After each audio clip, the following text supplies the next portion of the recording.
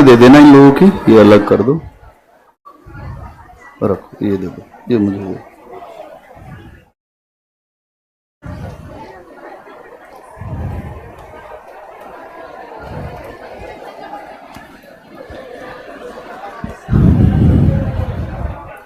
क्या हालचाल है?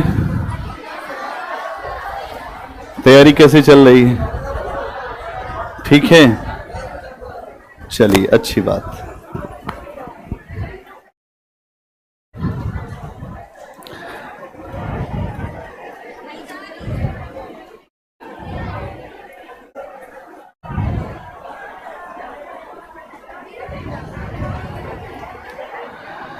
प्रश्न है कुछ, आप लोग सुनिए, देखिए, आप लोग को समझ में आता है।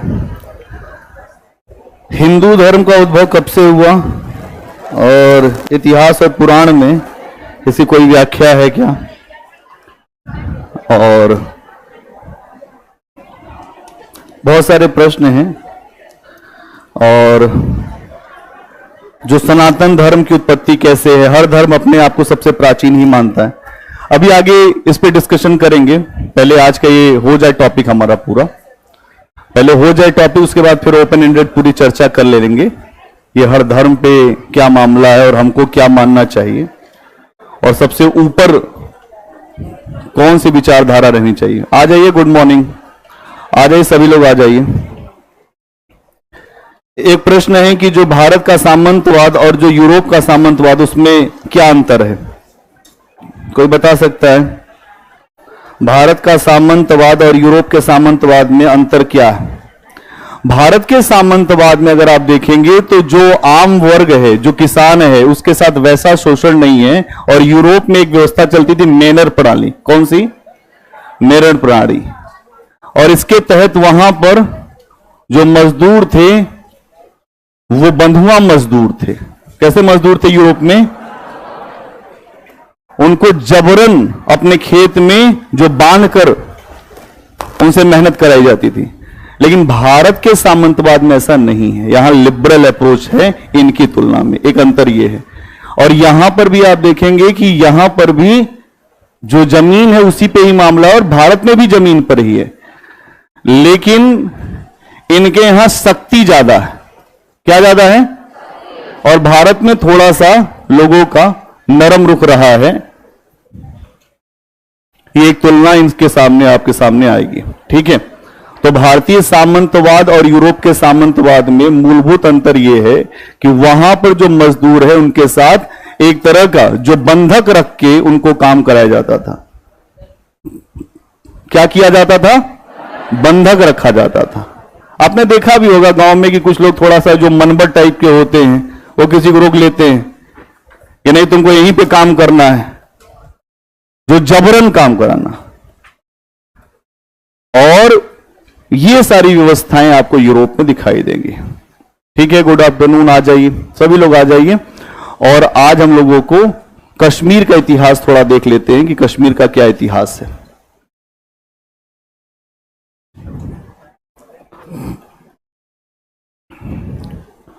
कश्मीर का इतिहास। कश्मीर का इतिहास व्यवस्थित ढंग से किसने लिखा था? कल्हड़ ने। क्या पुस्तक का नाम उनके?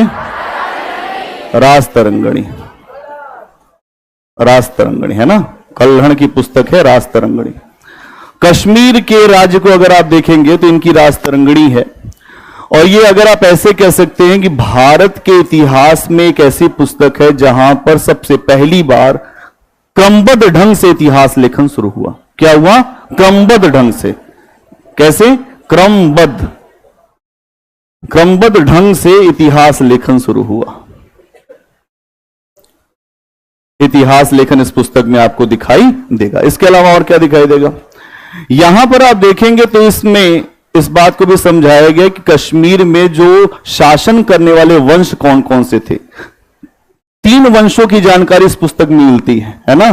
3 वंश की जानकारी, 3 वंश की जानकारी मिलती है। एक तो कारकोट वंश। कौन सा? कारकोट वंश। इसके अलावा एक वंश आपको दिखाई देगा, उत्पल वंश। कौन सा? उत्पल वंश। और एक लोहार वंश। लोहार वंश।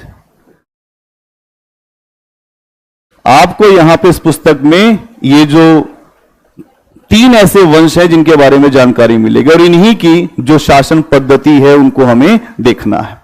अगर आप देखेंगे तो इनके यहां शासन में आपको कुछ ऐसी बातें दिखाई देंगी। अगर हम सबसे पहले बात करें कारकोट वंश की, तो इसको संस्थापक कौन था? दुर्लभ वर्धन। कौन था?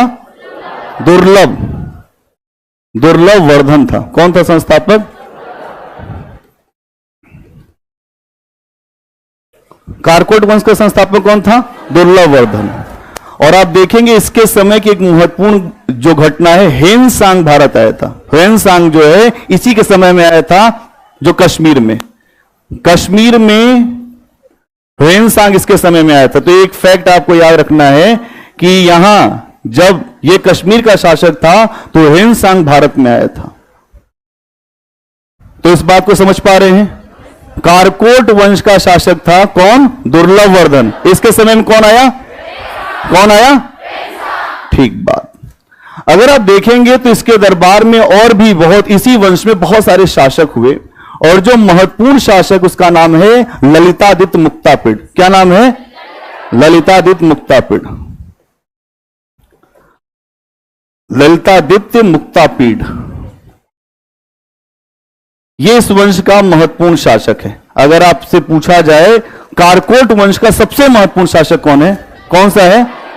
ललितादित्य मुक्तापिड़। और इसी ने ही अगर आप देखेंगे तो मालवा के जो चंदेल शासक थे, जो यशोवर्मन को इसी ने पराजित किया था। मालवा के चंदेल शासक किसको? यशोवर्मन को पराजित किया था। यशोवर्मन को पराजित। ठीक है, तो इसका मतलब यह है कि इस वंश का, कारकोट वंश का सबसे महत्वपूर्ण शासक कौन है? ललितादित्य मुक्तापिड़। ठीक है, इसके द्वारा और भी निर्माण किया जाएगा। अगर कोई मजबूत शासक होगा तो इस बात को आप अपने जो दिमाग में रखो कि वो कोई ऐसा निर्माण भी करेगा जिससे उसका नाम अमर हो जाए, है ना। अमर करने के लिए इसने अपना नाम, एक यहां पर मंदिर बनवाया कश्मीर में, जो मार्तंड मंदिर। कौन सा मंदिर? मार्तंड मंदिर। कौन सा मंदिर? मार्तंड मंदिर। मार्तंड मंदिर ये मंदिर है भगवान सूर्य को समर्पित। किसको है? सूर्य को समर्पित है। ठीक है, मार्तंड मंदिर का निर्माण कराता है। और अगर आप देखेंगे तो इसके द्वारा और भी कई काम, यहां पर इसने बहुत बड़े क्षेत्र का विस्तार किया था। क्षेत्र का विस्तार करने के साथ साथ एक मजबूती से अपने शासन को कश्मीर में चलाने का काम किया था। इस वंश में आखिरी शासक था जयपीड। क्या नाम था? जयपीड। और जयपीड के बाद यह वंश नहीं संभल पाया, अक्सर होता ही है। और यहां पर आप देखते हैं कि इसके समापन, जब जयपीड आया तो इसकी मृत्यु हो गई और इसकी मृत्यु के बाद यह वंश जो कारकोट वंश, उसका समापन हो गया। क्या क्लियर इतनी बात? कारकोट वंश का समापन हो गया। 1-2 पॉइंट लिखिए, फिर आएंगे उत्पल वंश पे।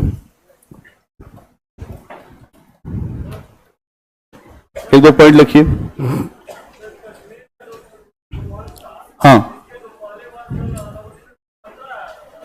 नहीं अंतर अभी तो आप देखेंगे यहां पे धीरे धीरे जो मुस्लिम वंश आ जाएगा, है ना, जो कश्मीर में। अभी यहां पे हिंदुओं का ही वंश है, उसी के बारे में हम लोग यहां पर देख रहे हैं। अशोक के समय में आपको याद होगा यहां पे श्रीनगर की स्थापना कराई थी। क्या याद है? ये पहले इसी राज्य में रहा, है ना, मौर्यों के शासन में अंतर्गत था ये, तो कश्मीर भी। इसमें जो पहला पॉइंट बनाइए, स्टार्ट करिए। कश्मीर, हेडिंग बनाइए, कश्मीर का इतिहास। हेडिंग क्या बनाएंगे? कश्मीर। यहां से भी प्रश्न आ जाता है भूले भटके। लिखिए, कश्मीर का इतिहास जानने के लिए, कश्मीर का इतिहास जानने के लिए कल्हण की पुस्तक राजतरंगणी, कश्मीर का इतिहास जानने के लिए, कश्मीर का इतिहास जानने के लिए कल्हण की पुस्तक राजतरंगणी सबसे महत्वपूर्ण स्रोत है, सबसे महत्वपूर्ण स्रोत है। इस पुस्तक में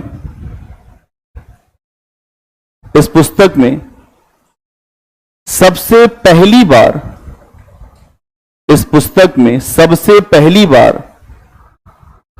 क्रमबद्ध ढंग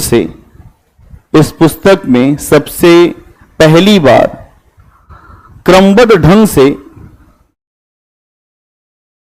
इतिहास लिखने का प्रयास किया गया। क्रमबद्ध ढंग से इतिहास लिखने का प्रयास किया गया। इतिहास लिखने का प्रयास किया गया। वहीं ब्रैकेट में लिख दीजिए, यह पुस्तक संस्कृत भाषा में, किस भाषा में है? ये किस भाषा में है? वहीं लिख दीजिए ब्रैकेट में, संस्कृत भाषा। अगला पॉइंट, इस पुस्तक में निरपेक्ष होकर, क्या होता है निरपेक्ष? मतलब पक्ष और विपक्ष से हट के लिखना। इस पुस्तक में निरपेक्ष होकर इतिहास लेखन किया गया है। इस पुस्तक में निरपेक्ष होकर इतिहास लेखन किया गया है। और इसमें 3 वंशों की जानकारी हमें मिलती है। इसमें 3 वंशों की जानकारी हमें मिलती है। पहला, इसमें हमें 3 वंशों की जानकारी मिलती है। पहला कारकोट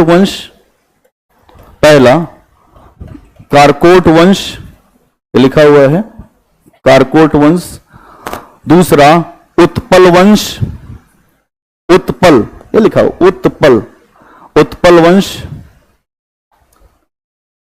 और तीसरा लोहार वंश। तो लोहार मतलब यशवंत लोहार। कौन लोहार?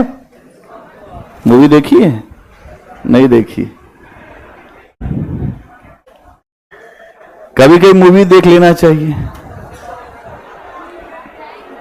टाइम नहीं मिल रहा है, एक दिन सप्ताह में समय रखिए। क्या समय नहीं मिल पा रहा?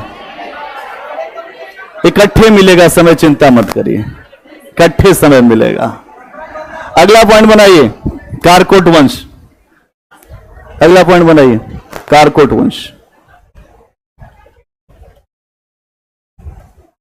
वंश। इसमें लिखिए, इस वंश का संस्थापक दुर्लभ वर्धन नाम का शासक था। इस वंश का संस्थापक दुर्लभ वर्धन, अंडरलाइन कर देना। इस वंश का संस्थापक दुर्लभ वर्धन, जो दुर्लभ हो, इस वंश का संस्थापक दुर्लभ वर्धन था।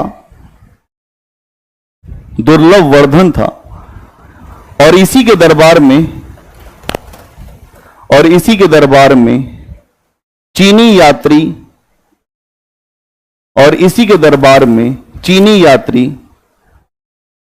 हेनसांग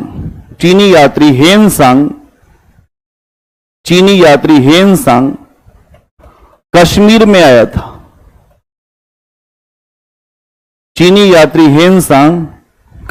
आया था। और किसके दरबार में गया था? हर्षवर्धन के, है ना? हर्षवर्धन, और यहां पे भी आया था। ठीक है, चीनी यात्री हेनसांग आया था। ठीक, अगला पॉइंट बनाओ। इस वंश में सबसे महत्वपूर्ण शासक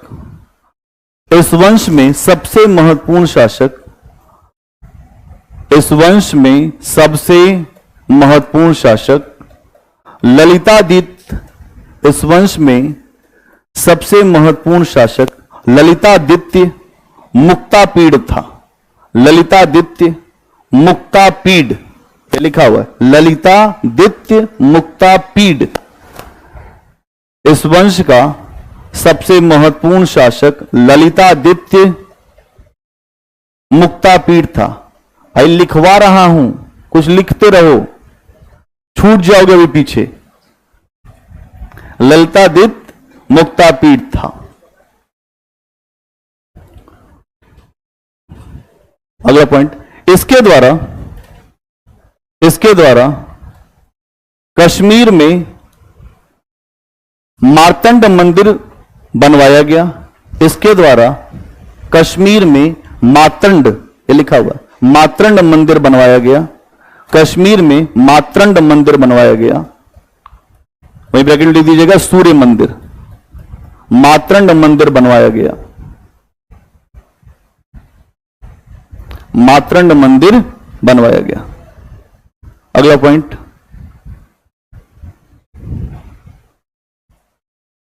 इस वंश का आखिरी शासक जयपिंड हुआ। इस वंश का आखिरी शासक जयपिंड हुआ।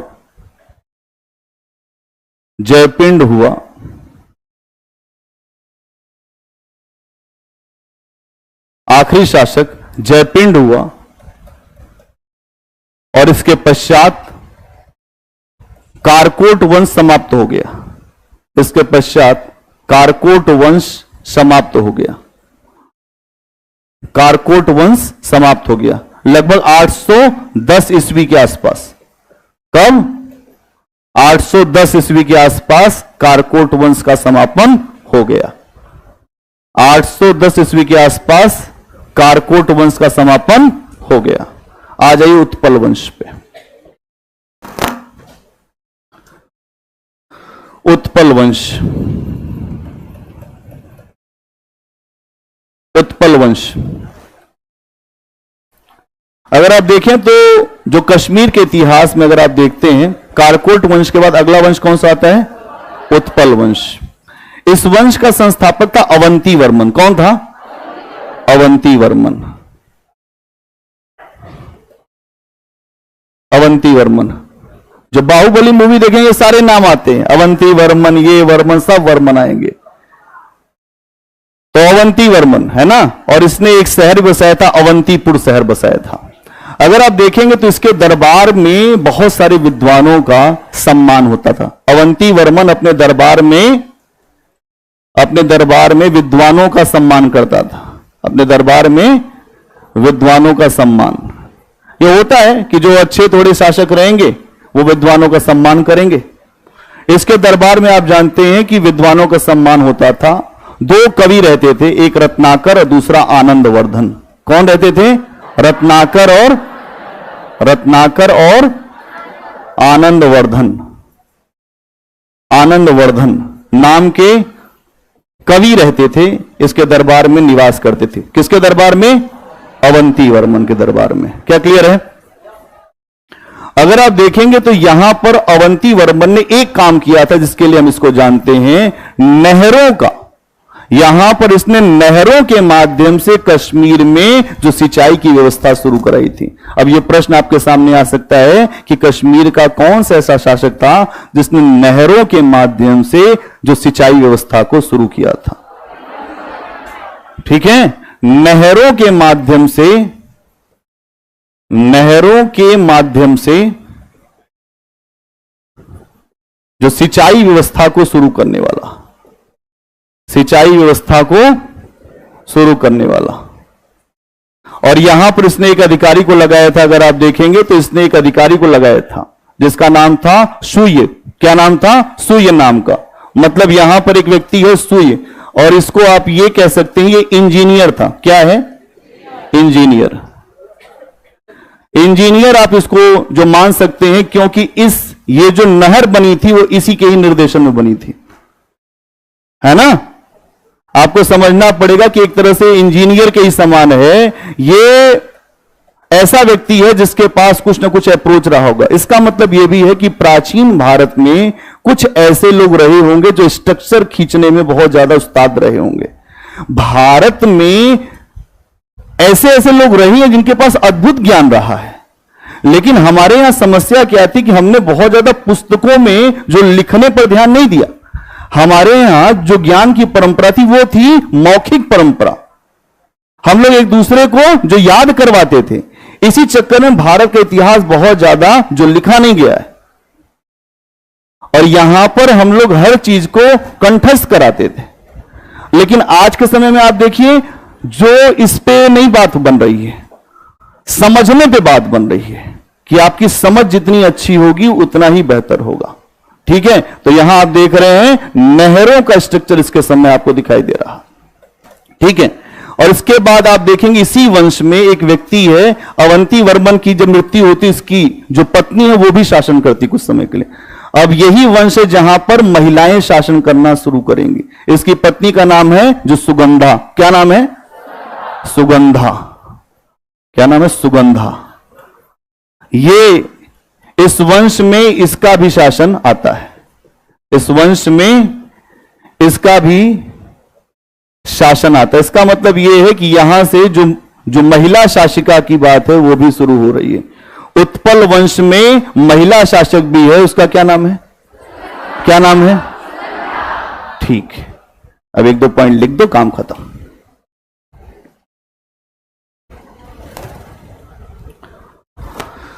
उत्पल वंश में लिखिए, कारकोट वंश के पश्चात, कारकोट वंश के पश्चात, कारकोट वंश के पश्चात कश्मीर में, कारकोट वंश के पश्चात कश्मीर में उत्पल वंश का शासक आता है। काकोट वंश के पश्चात, काकोट वंश के पश्चात कश्मीर में उत्पल वंश का शासन आता है। इस वंश की स्थापना, इस वंश की स्थापना अवंती वर्मन नामक शासक ने की थी। इस वंश की स्थापना अवंती वर्मन, अवंती वर्मन नामक शासक ने की थी। अवंती वर्मन नामक शासक ने की थी। अगला पॉइंट, यह विद्वानों का, यह विद्वानों का बहुत बड़ा संरक्षक था। यह विद्वानों का बहुत बड़ा संरक्षक था। यह विद्वानों का बहुत बड़ा संरक्षक था। इसके दरबार में, इसके दरबार में रत्नाकर और आनंदवर्धन, इसके दरबार में रत्नाकर और आनंदवर्धन, आनंदवर्धन नाम के कवि रहते थे। रत्नाकर और आनंदवर्धन नाम के कवि रहते थे। अगला पॉइंट, इसके समय में ही, इसके समय में ही सूर्य नाम के व्यक्ति ने, इसके समय में ही सूर्य नाम के व्यक्ति ने, ये लिखा हुआ है, सूर्य नाम के व्यक्ति ने, सूर्य, ये लिखा हुआ है सूर्य, सूर्य नाम के व्यक्ति ने नहरों से सिंचाई की व्यवस्था, सूर्य नाम के व्यक्ति ने नहरों से सिंचाई की व्यवस्था को शुरू करवाया। नहरों से सिंचाई की व्यवस्था को शुरू कराया, शुरू कराया, शुरू कराया। आखिरी पॉइंट,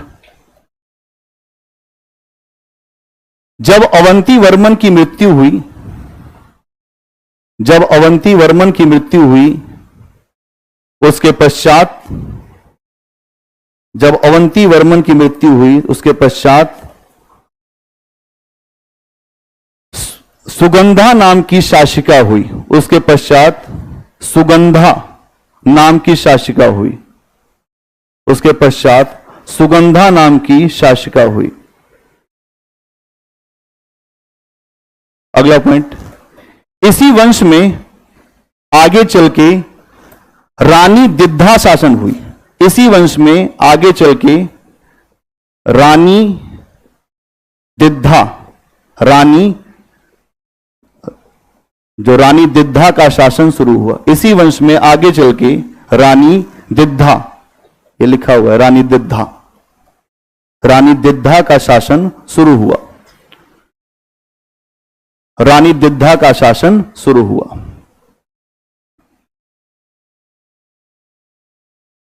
रानी दिद्धा मतलब ये दो रानियां इसी वंश में हैं। एक कौन सी? एक तो सुगंधा और दूसरा रानी दिद्धा। आखिरी पॉइंट बना इसमें,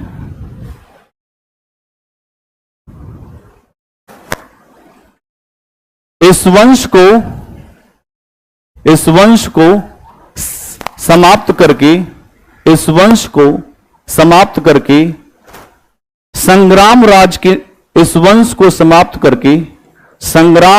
राज नाम के व्यक्ति ने, इस वंश को समाप्त करके संग्राम राज नाम के व्यक्ति ने लोहार वंश की स्थापना किया। इस वंश को समाप्त करके संग्राम राज नाम के व्यक्ति ने लोहार वंश को स्थापित किया। लोहार वंश, तो लोहार वंश को किसने स्थापित किया? संग्राम राज ने। आखिरी वंश कौन सा है? लोहार वंश।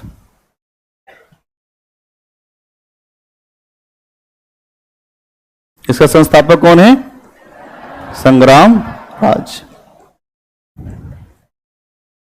राज। ठीक है। अगर आप देखते हैं तो इसमें अगर आप देखें तो यहां पर इसने बहुत ज्यादा अपनी शक्ति का विस्तार करने का प्रयास किया और महमूद जो गजनवी है उससे भी इसका संग्राम, इसका जो अगर आप देखेंगे तो महमूद गजनवी का आक्रमण भी इसके समय हो रहा था। किसका? महमूद गजनवी। आप जानते हैं कि इसने भारत पर लगभग 17 बार आक्रमण किया था, तो महमूद गजनवी का भी आक्रमण इसके समय हो रहा था। आप देखेंगे कि इसने अपने राज्य का विस्तार करने का प्रयास किया। इसी वंश में एक जो शासक हुआ जिसका नाम है हर्ष। क्या नाम है? अब ये हर्षवर्धन नहीं है, ये हर्ष है जो कश्मीर का शासक है। इसी वंश में एक शासक हुआ हर्ष। क्या नाम है? हर्ष। हर्ष के बारे में इतनी बात समझिएगा कि जब कश्मीर में एक अच्छा शासन इसने जो देने का प्रयास किया, लेकिन इसके साथ एक बात समस्या है कि कश्मीर में एक बार अकाल पड़ा। कश्मीर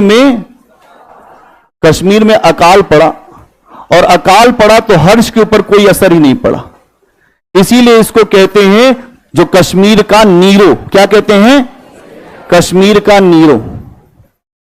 कश्मीर का नीरो। यह शब्द आया कहां से? यह शब्द आया है जो यूरोप से, है ना। जब आप देखते हैं कि जब रोम जल रहा था तो नीरो बंसी बजा रहा था, ये बात बोलते हैं। और यहां पर इसी तरह से कुछ ऐसा मामला है कि जब कश्मीर में अकाल पड़ गया तो यहां पर हर्ष आराम से जो है वो रह रहा था। इसीलिए इसको जो नीरो भी कहा जाता है, कश्मीर का नीरो कहते हैं। अगर आप देखेंगे तो हर्षवर्धन जो है, हर्षवर्धन कह रहा हूं, हर्ष जो है, हर्ष कई भाषाओं का ज्ञाता था। उसके दरबार में बहुत सारे ऐसे विद्वान रहते थे, है ना। उसके दरबार में अगर आप देखेंगे तो विद्वान रहते थे कल्हण। कौन रहते थे? कल्हण। अब देखिए हर्ष के दरबार में रहते थे कल्हण, और जिनकी पुस्तक क्या है? राजतरंगिणी। ठीक। अब ये विद्वानों का जो सम्मान करता है। और आप देखेंगे कि इसी वंश में अगला शासक जो अंतिम शासक था उसका नाम था जय सिंह। क्या नाम था? जय सिंह। जय सिंह इस वंश का आखिरी शासक था। इस वंश का आखिरी शासक था।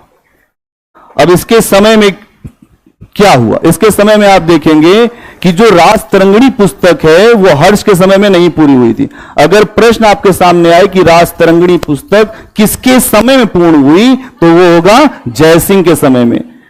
ये जो पुस्तक है वो इसी के समय पूरी हुई थी। इसी के समय में पूरी हुई थी। जो राजतरंगिणी पुस्तक है वो अगर आप देखेंगे तो वो जो जयसिंह के समय में पूरी हुई थी। अब इसी समय आप देखेंगे कि अब आक्रमण जो है वो मुसलमानों का जो कश्मीर के राज्य पर होने लगा और यहीं से आक्रमण होते होते धीरे धीरे ये तुर्कों के अधिकार में चला गया। यहीं आगे आप देखेंगे तो आगे चल के तुर्कों के अधिकार में चला गया,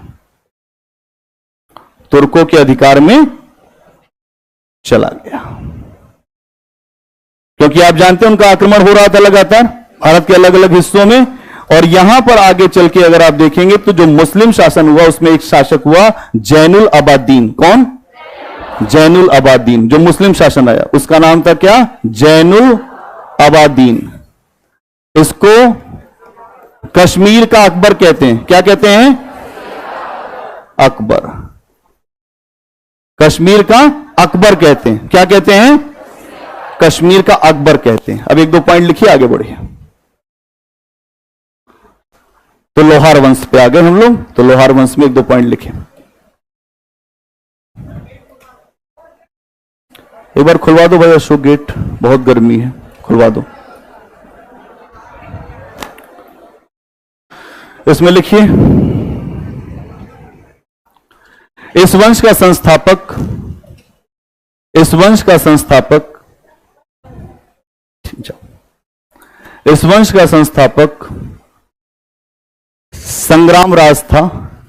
इस वंश का संस्थापक संग्रामराज था, संग्रामराज था। इसने अपने समय में, इसने अपने समय में इस वंश का संस्थापक संग्रामराज था। इस वंश का संस्थापक संग्रामराज था। इसने अपने समय में महमूद गजनवी से लड़ने के लिए, इसने अपने समय में महमूद गजनवी से लड़ने के लिए सेना भेजी थी।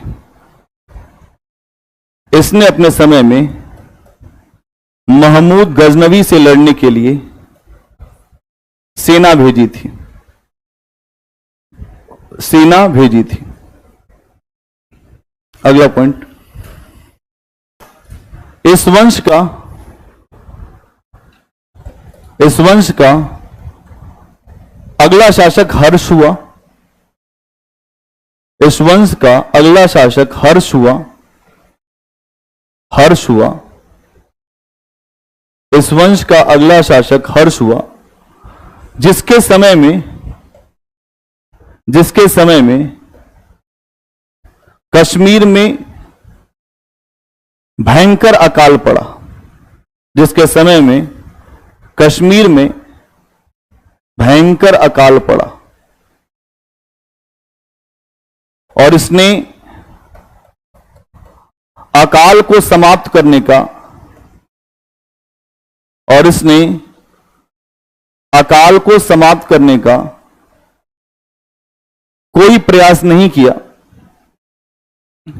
अकाल को समाप्त करने का कोई प्रयास नहीं किया। इसीलिए, इसीलिए इसे कश्मीर का नीरो कहते हैं। इसीलिए इसे कश्मीर का नीरो कहते हैं। नीरो, कश्मीर का नीरो कहते हैं। ये यूरोप से ली गई उपाधि है ना। अगला पॉइंट, हर्ष के दरबार में ही, अगला पॉइंट, हर्ष के दरबार में ही, हर्ष के दरबार में ही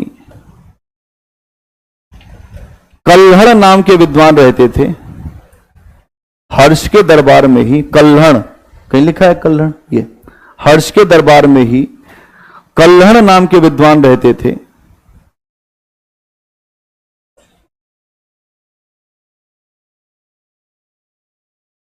आपको पूरा पीडीएफ मिल जाएगा एंशिएंट हिस्ट्री का, जो भी ऑनलाइन है सबको पीडीएफ मिल जाएगा। अब पीडीएफ से ही काम चलाना पड़ेगा। जब साथ पढ़ते तो पीडीएफ की जरूरत नहीं पड़ती है। बड़ी समस्या होती है जब साथ नहीं पढ़ते हम। तो क्या लिखा? कल्हड़ नाम के विद्वान रहते थे। अगला पॉइंट, इस वंश का अगला शासक जयसिंह हुआ। इस वंश का अगला शासक जयसिंह हुआ। जयसिंह, इस वंश का अगला शासक जयसिंह हुआ। जयसिंह, कहीं लिखा है जयसिंह? इस वंश का अगला शासक जयसिंह हुआ, जिसके समय में रासतरंगिणी पुस्तक पूरी हुई थी। जिसके समय में रासतरंगिणी पुस्तक पूरी हुई थी। जिसके समय में रासतरंगिणी पुस्तक पूरी हुई थी। जिसके समय में रासतरंगिणी पुस्तक पूरी हुई थी। क्या क्लियर है सबको? जिसके समय में रासतरंगिणी पुस्तक पूरी हुई थी।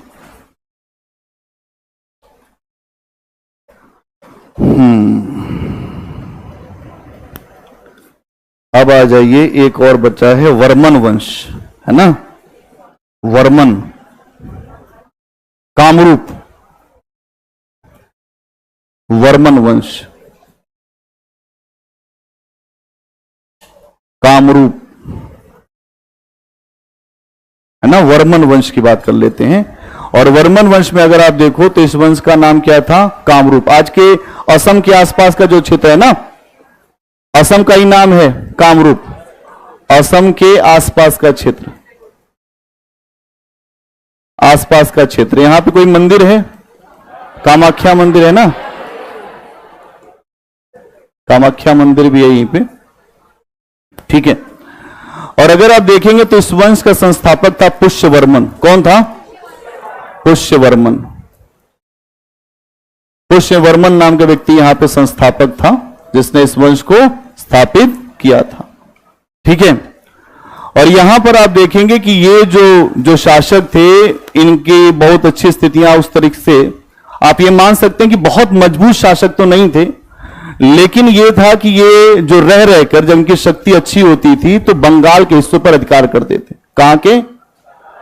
ये जब भी शक्तिशाली होते थे तो बंगाल के हिस्सों पर ये अधिकार करते थे। जब शक्तिशाली होते थे तो बंगाल के हिस्सों पर अधिकार, इनके द्वारा एक ही काम होता था कि बंगाल के हिस्सों पर अधिकार करना है। ये शक्तिशाली जब होते थे। और आगे चल के इस वंश को पाल वंश ने अपने राज्य में मिला लिया। आगे चल के पाल वंश ने कहा कि भाई ऐसा है, आए दिन तुम बंगाल पर अधिकार करते हो, तो पाल वंश के शासकों ने, जो यहां के शासक थे, उन्होंने इसे अपने राज्य में मिला लिया, अपने राज्य में मिला लिया। यही है मामला यहां पे वर्मन वंश का। एक दो लाइन लिखिए, काम खत्म।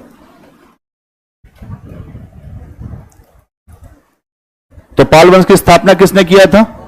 किसने? गोपाल। बहुत बढ़िया, लिखिए। वर्मन वंश की स्थापना, वर्मन वंश की स्थापना, वर्मन वंश की स्थापना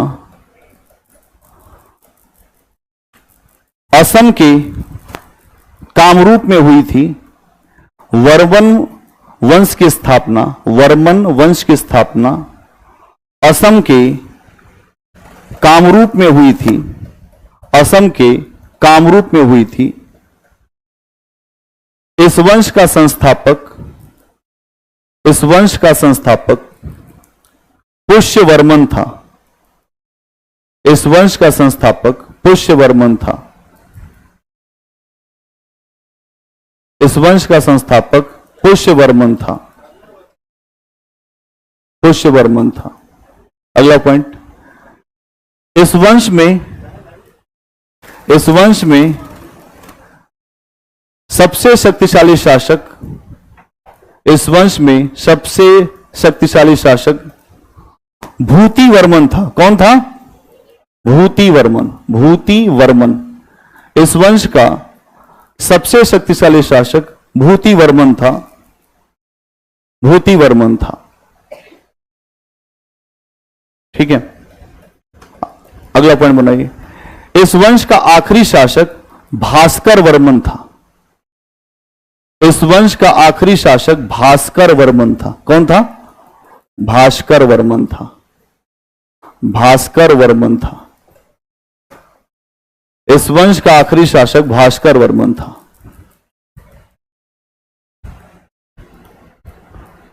आगे चलकर, अगला पॉइंट, आगे चलकर हर्षवर्धन के समय में, आगे चलकर हर्षवर्धन के समय में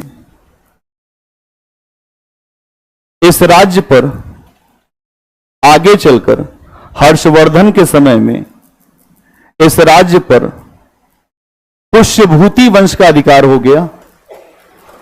पुष्यभूति वंश, आगे चलकर इस वंश पर हर्षवर्धन के पुष्यभूति वंश, हर्षवर्धन आता किसे था? पुष्यभूति वंश से। आगे चलकर इस वंश पर हर्षवर्धन के पुष्यभूति वंश का अधिकार हो गया और इसी क्रम में पाल शासकों ने, और इसी क्रम में पाल शासकों ने इस वंश को समाप्त कर दिया। इसी क्रम में पाल शासकों ने इस वंश को समाप्त कर दिया। क्या क्लियर सबको? आ जाइए अब लोग, आप लोग जो मूर्ति कला, एक तो गंधार, मथुरा, अमरावती, ये सब जो दो चार हैं इसको देख लेंगे, फिर आ जाएंगे मंदिर मंदिर देखेंगे। कौन सा? आ रहे हैं चौहान वंश पे, अभी आ रहे हैं जो पृथ्वीराज चौहान अभी आ रहे हैं। पहले आप मूर्ति पे बात करें। जब वहां पे बताएंगे तो आपको यही बताएंगे कि मोहम्मद गोरी कैसे आया, इसीलिए अब इसको रोक रखा है ना। मूर्ति,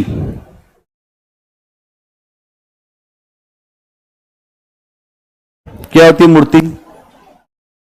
क्या होती मूर्ति? पत्थर की बनती है, जो धातुओं की बनती है, अष्ट धातु की बनती है, अलग अलग धातु की बनती है, मूर्ति बनती है ना। तो मूर्ति क्या होती, क्या पहले बताओ, क्या होती मूर्ति? जब कोई मूर्ति बनाता है, अगर आप किसी चित्रकार से मिलो, कलाकार से मिलो, कभी आप मिलना उससे, जो लोग ये मूर्ति बनाते हैं, आप उनसे पूछना कि आप मूर्ति कैसे बनाते हो, तो कहेंगे कि अपनी बेटी को याद करके बनाते हैं। अभी आप पूछेंगे, बहुत सारी जो देवियां की मूर्तियां बनती हैं, आप देखेंगे कि जो भी होता है ना कलाकार, उसने तो नहीं देखा देवी को कहीं पे, क्या देखा है? वो अपने बच्चों को ही देखता है देवी देवता के रूप में, और जब वो उन मूर्तियों को बनाता है उसी तरीके से बनाता है, उसकी आंतरिक अभिव्यक्तियां बाहर निकलती है। मूर्ति मतलब क्या है? आपके अंदर की विषय वस्तु जब एक आकार रूप लेती है उसको कहते हैं मूर्ति। क्या कहते हैं? कुछ लोग बहुत अच्छी चित्रकारी करते हैं, अच्छी चित्रकारी करने वाला आदमी बहुत अंदर उतरता है, बहुत कम बोलेगा वो। आप 1000 बात बोलेंगे तो 1-2 बात बोलेगा। इसकी पढ़ाई होती है जो बैचलर ऑफ जो फाइन आर्ट्स, क्या बोलते हैं, BFA, bachelor of fine arts, ये होती है यूनिवर्सिटीज में, पढ़ाई होती है इसमें। और जो मूर्ति कला को अगर आप देखें तो मूर्ति कला का जो विषय होता है वो विषय हमारे अपनी सोच, आपकी आध्यात्मिक सोच है कि आपकी जो सांसारिक सोच है, हर चीज आपके सामने आ जाएगी मूर्तियों को देखने के बाद। जब आप मूर्ति देखते हैं ना तो आपके सामने हर विषय वस्तु आके खड़ी हो जाएगी। अगर आप देखेंगे तो भारत में जो आपको अलग अलग प्रकार की मूर्ति कला दिखाई देगी, एक तो आपको दिखाई देगी गांधार कला। कौन सी कला? गांधार कला। एक आपको दिखाई देगी मथुरा कला। कौन सी? कौन? मथुरा कला। इसके अलावा अमरावती, अमरावती कला, अमरावती कला। ठीक है, 3 प्रकार की मूर्तियां हैं। जो गांधार शैली अगर आप देखें तो वो एक ऐसी शैली है जो विदेशी शैली है। कैसी शैली है? यही पे अलग कर दें, जो गांधार शैली है ना, अगर आप देखें तो ये एक जो विदेशी शैली है, और ये शैली उस समय आपको अधिक विकास में दिखाई देगी जब भारत में जब कुषाण शासकों का समय आता है, तो इस समय बहुत ज्यादा विकास दिखाई देगा। और इस समय कौन शासक है? कनिष्क। कौन है? कनिष्क। कनिष्क के बारे में अगर आप जानते हैं तो ये बौद्ध धर्म की महायान शाखा जुड़ा हुआ है। किससे? बौद्ध धर्म की महायान शाखा से। और आप जानते हैं कि जो महायान शाखा है वहां पे बुद्ध की मूर्तियां बनाई जाती है, आपको पता है ना। अगर आप देखेंगे तो इस शैली में जो मूर्तियां बनी हैं, अगर आप देखें तो यहां पे जो मिट्टी है और इसके बाद जो चूना पत्थर है, मिट्टी चूना पत्थर है ना, इसका जो मिश्रण करके यहां आपको मूर्तियां जो निर्मित की गई हैं। यहां पर जो मूर्तियां बनी हैं अगर आप देखेंगे तो यूनान के देवता अपोलो से मिलती जुलती हैं। कैसे हैं? जो यूनान के देवता अपोलो हैं, तो ये जो बुद्ध ही, लेकिन ये बुद्ध अपोलो जैसे हैं। कैसे हैं? कैसे हैं? अब यहां पर देखेंगे कि ये जो मूर्तियां हैं, ये मूर्तियां बहुत हल्की, मतलब स्टार्टिंग में जब मूर्तियां बन रही थी तो बहुत कमजोर थी, हल्की टाइप की थी, थोड़े से दबाव पर ही टूट जाती थी। ठीक है, आरंभिक समय की मूर्तियां बहुत हल्की बन रही थी, कमजोर बन रही थी, लेकिन धीरे धीरे आप देखेंगे कि ये जो मूर्तियां, इनको मजबूत किया गया। इन मूर्तियों का रंग है काला या भूरा। क्या है? काला या जो भूरा रंग आपको दिखाई देगा इन मूर्तियों का। अब आप समझिएगा कि ये जो मूर्तियां हैं इसमें उतनी सजीवता नहीं है, ये मूर्ति उतनी सजीव नहीं है। तो सजीव मतलब क्या होता है? कि मूर्ति जब बोल दे तो इसका मतलब कि चित्रकार जो है वो सफल है। अगर मूर्ति बोल नहीं पा रही है, इसका मतलब कि अभी कमजोरी है अंदर। अभी जब मथुरा शैली में आप मूर्ति देखें, लगेगा बुद्ध एकदम अभी बोल देंगे। इसीलिए भारतीय चित्रकार जो हैं, भारतीय मूर्तिकार बेहतर स्थिति में आपको दिखाई देंगे। ये जो यूनानी, ये जो शैली है ना, अगर आप देखेंगे तो ये पूरी तरह से जो विदेशी है, ये शैली विदेशी है और इसकी विषय वस्तु क्या है? भारतीय। क्या है इसकी विषय वस्तु? अगर आप देखें भगवान बुद्ध कहां के? भारत के, लेकिन उनको अपने तरीके से बनाया गया, उनको अपने तरीके से बनाया, इसलिए बुद्ध हमारे बुद्ध नहीं लगते, बुद्ध हमारे बुद्ध नहीं लगते, वो लगते हैं कि विदेशी बुद्ध हैं। किसके लगते हैं? वो लगता है कि यूनान से आए होंगे। इसीलिए अगर आपके सामने प्रश्न आए कि जो यूनानी कला की या ये वाली जो शैली है, जो गांधार शैली है, इस शैली की मूर्तियां बहुत ज्यादा हमारे बुद्ध से नहीं मिलती, तो ये ठीक बात है। इस शैली की मूर्तियां बहुत ज्यादा बुद्ध से टैली नहीं खाती। ठीक है, और यहां पर आपको ये जो मूर्तियां मिलेंगी अधिकतर पश्चिमोत्तर भारत से मिलेंगी। कहां से मिलेंगी? पश्चिमोत्तर भारत से, पश्चिमोत्तर भारत से, पश्चिमोत्तर भारत से। अगर आप जानते हो, स्थान है जिसका नाम है बामियान। तालिबान में अगर आते अफगानिस्तान में उड़ा दिया, मतलब यहां पे बुद्ध की बड़ी मूर्ति थी, बहुत बड़ी मूर्ति, ऐसे लेटे हुए, उड़ा दिया उसको। अब समस्या इस बात की है कि कोई ये सोचता है कि हम किसी का मंदिर उड़ा देंगे, किसी मूर्ति उड़ा देंगे तो धर्म खत्म। ऐसा कुछ नहीं होता। जब तक लोग जीवित हैं तब तक धर्म चलेंगे सारे। कोई किसी की मूर्ति उड़ा दे, कोई किसी के मंदिर और मस्जिद, कुछ भी कोई नहीं कर सकता, क्योंकि ये विषय वस्तु हमारे भीतर है। आप देखें इस शैली में अधिकतर जो मूर्तियां बनी हैं, जो गांधार शैली में अधिकतर मूर्तियां बनी हैं बुद्ध की। किसकी बनी है? अधिकतर मूर्तियां बनी है बुद्ध की। लगभग आप मान के चलिए कि जो 90% से ज्यादा मूर्तियां बनी है बुद्ध की केवल। यहां पर जो बुद्ध हैं वो, उनके बाल आपको कैसे दिखाई देंगे? खूब घुंघराले बाल दिखाई देंगे, जो घुंघराले बाल दिखाई देंगे। और यहां पर बुद्ध को दिखाया गया खूब शक्तिशाली हैं। आमतौर पर ऐसे बुद्ध हैं नहीं, क्योंकि यूनान के लोग बहुत शक्तिशाली होते थे, इसलिए उनको वैसा दिखा दिया गया।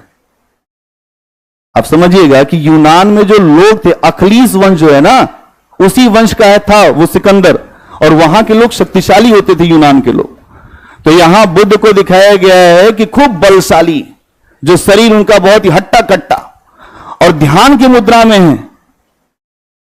भाई हट्टा कट्टा आदमी होगा, ध्यान करेगा तो उसका तो ऐसे ही वो जो कमजोर हो जाएगा। नहीं लगता आपको? आप ध्यान करने बैठ जाइए, आपके ऊपर कोई मांस चढ़ना बंद हो जाए उस दिन से, आप मोटे होंगे ही नहीं। लेकिन यहां बुद्ध उल्टा दिख रहा है मामला, कि बुद्ध खूब ध्यान करे, उसको हट्टे कट्टे। ठीक, एक समस्या ये है। इसके अलावा यहां पर जो महात्मा बुद्ध है, उनके पीछे होलो मंडल है। क्या है? आपने देखा होगा कि कोई देवता खड़ा होता है, उसके पीछे अपने आप मंडल आ जाता है। किसी के पीछे जो सूर्य आ जाता है, किसी के पीछे जो चंद्रमा आ जाता है ना। यहां पर भी इनके पीछे होलो मंडल आ गया। होलो मंडल आपको दिखेगा, और यहां पर आप देखेंगे कि इनके पूरे शरीर पर कपड़े लपेटे हुए हैं। हर जगह आपको कपड़ा लपेटा हुआ दिखाई देगा। अब यहां पे ये जो शैली है, ये पूरी तरह से जो यूनान से प्रेरित है। यूनान की हेलेनिस्टिक आर्ट इसको बोलते हैं। हेलेनिस्टिक आर्ट क्या बोलते हैं? हेलेनिस्टिक आर्ट इसको बोलते हैं। और यहां पर जो मूर्तियां बनी हैं, ये मूर्तियां कुछ आसन में बनी है कि वो बुद्ध जो ध्यान में बैठे हैं, आंख अपनी जो बंद करके बैठे हैं, वो ध्यान मुद्रा में बैठे हैं। और मैंने आपको बताया अपोलो देवता से प्रभावित है। क्या आपको समझ में आ गई जो गांधार शैली आई? समझ? गांधार शैली, गांधार शैली के विषय वस्तु भारतीय है, लेकिन यहां की मूर्ति कला विदेशी है। एक बात पहली है कि यहां पर विषय वस्तु क्या है? भारतीय है, लेकिन जो मूर्ति कला की जो शैली है वो कैसी है? इसीलिए अपनी नहीं लगती, इसीलिए अपनी नहीं लगती। लगता है बुद्ध वहीं के रहे होंगे। थोड़ा 2-4 पॉइंट लिखो, फिर आगे बढ़े। क्या हेडिंग बनाएंगे? जो मूर्ति कला में सबसे, जो गांधार कला, क्या बनाएंगे? हेडिंग क्या बनाएंगे? मूर्ति कला, उसमें सबसे पहले गांधार कला। इसमें लिखिए,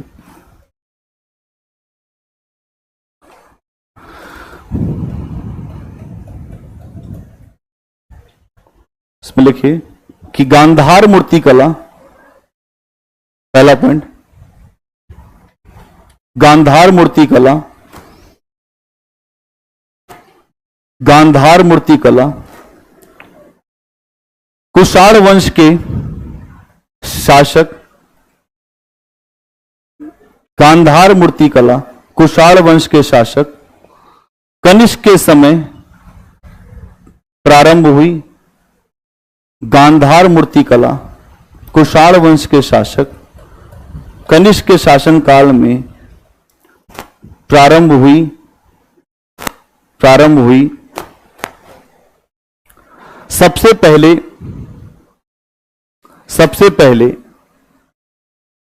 इस शैली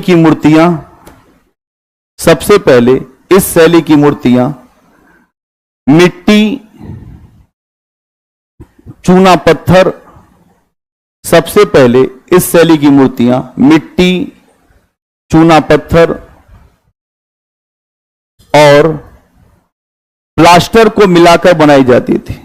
मिट्टी, चूना पत्थर और प्लास्टर को मिलाकर बनाई जाती थी। प्लास्टर को मिलाकर बनाई जाती थी।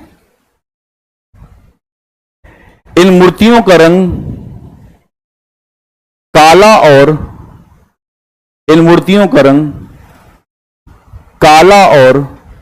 भूरा दिखाई देता है।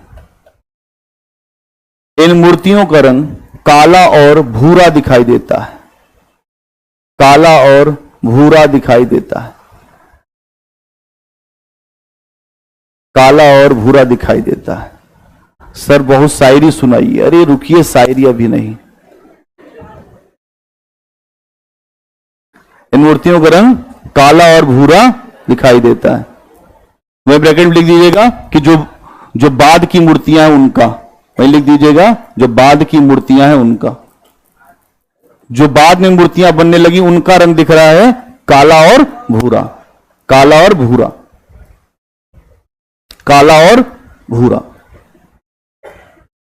अगला पॉइंट, इस समय की अधिकतर मूर्तियां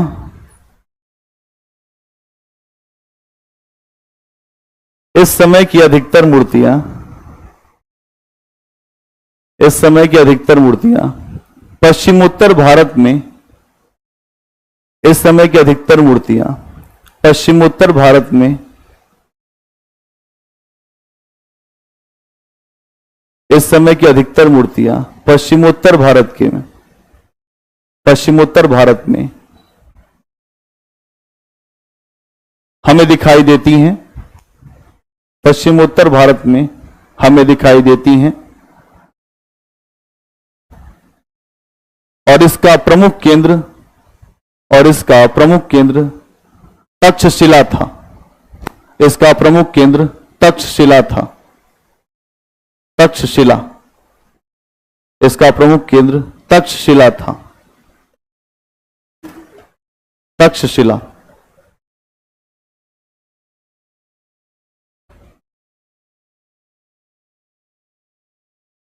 अगला पॉइंट, इस शैली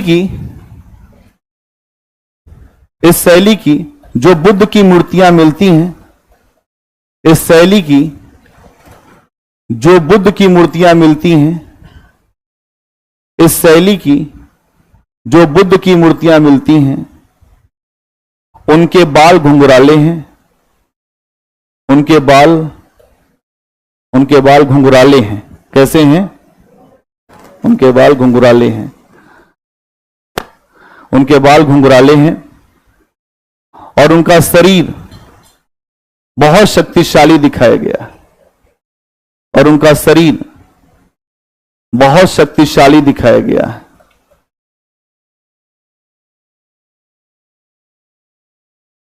तक्षशिला को कौन बनवाया था? राजा तक्ष ने बनवाया था।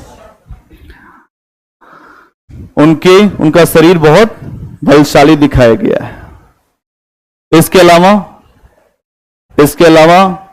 बुद्ध को योग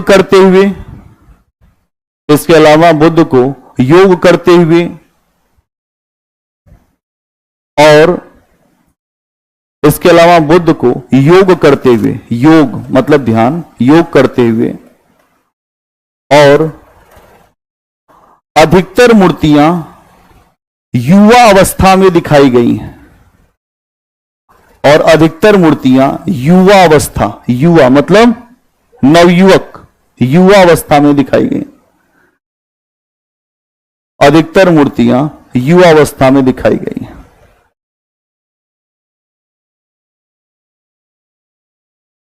युवा अवस्था में दिखाई गई है। अगला पॉइंट, इस शैली की मूर्तियों में महात्मा बुद्ध के पीछे आभा मंडल दिखाया गया है। इन शैली की मूर्तियों में महात्मा बुद्ध के पीछे आभा मंडल या होलो मंडल, आभा मंडल या होलो मंडल, इन शैलियों की मूर्तियों में बुद्ध के पीछे आभा मंडल या होलो मंडल दिखाया गया है। होलो मंडल दिखाया गया है।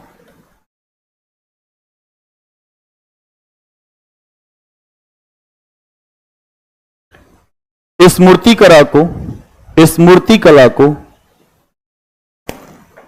हेलेनिस्टिक आर्ट भी कहते हैं। इस मूर्ति कला को हेलेनिस्टिक आर्ट भी कहते हैं। इस मूर्ति कला को हेलेनिस्टिक आर्ट भी कहते हैं। हेलेनिस्टिक,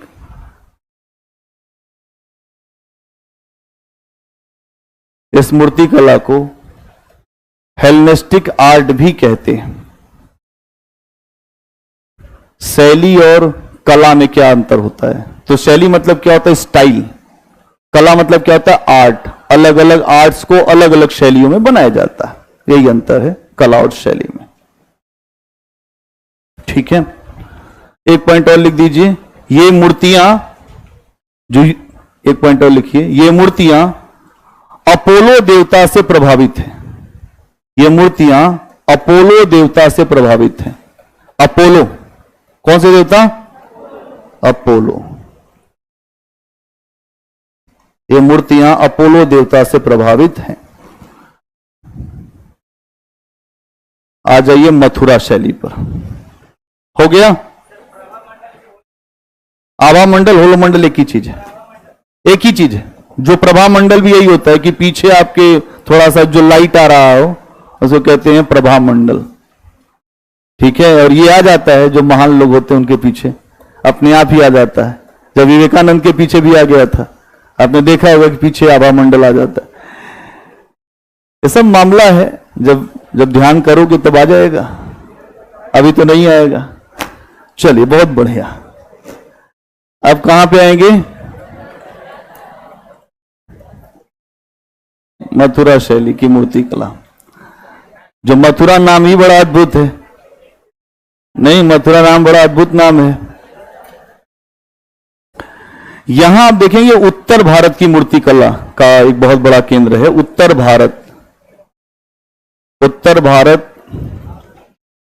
भारत की मूर्ति कला का एक बड़ा केंद्र है ना। और यहां की जो मूर्ति है वो स्वदेशी है। कैसी है? ये मेक इन इंडिया है। क्या है? मेक इन इंडिया तो अच्छा ही होगा। जो विदेशी चीज चाहे जितनी अच्छी लगे लेकिन अच्छी होती नहीं, है ना। और यहां आप देखते हैं कि इस समय की ये जो मूर्तियां, जो मथुरा शैली की, यहां की मूर्तियां अगर आप देखेंगे तो यहां पर जो बुद्ध को दिखाया गया है वो बहुत अद्भुत है इनका चित्र। यहां पे अधिकतर आप देखेंगे कि जो बुद्ध की मूर्तियां हैं उनके ऊपर जो आपको जो बुद्ध की मूर्तियां दिखेंगी, जो भी बुद्ध की मूर्ति आप देखोगे तो उनके ऊपर एक तो उनके सर पर जो बाल नहीं है। कैसे हैं? बाल नहीं है। एक बात तो ये है, ठीक।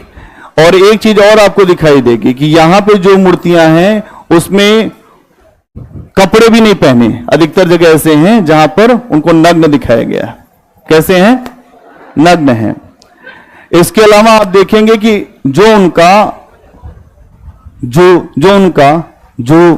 दाहिना हाथ है वो आशीर्वाद देता हुआ है। क्या है?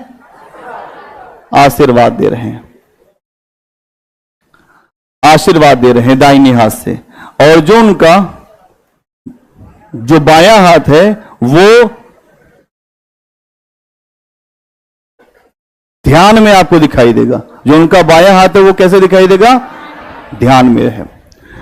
और यहां पर आप देखते हैं कि जो मथुरा शैली में जो भी मूर्तियां मिली हैं, ये जो बौद्ध धर्म से भी मिली हैं, वो जैन धर्म से भी मिली हैं, और अगर आप देखें तो हिंदू धर्म से भी मिली हैं। यहां पर अगर आप देखते हैं तो यहां पर जैन, बौद्ध और प्लस हिंदू धर्म से।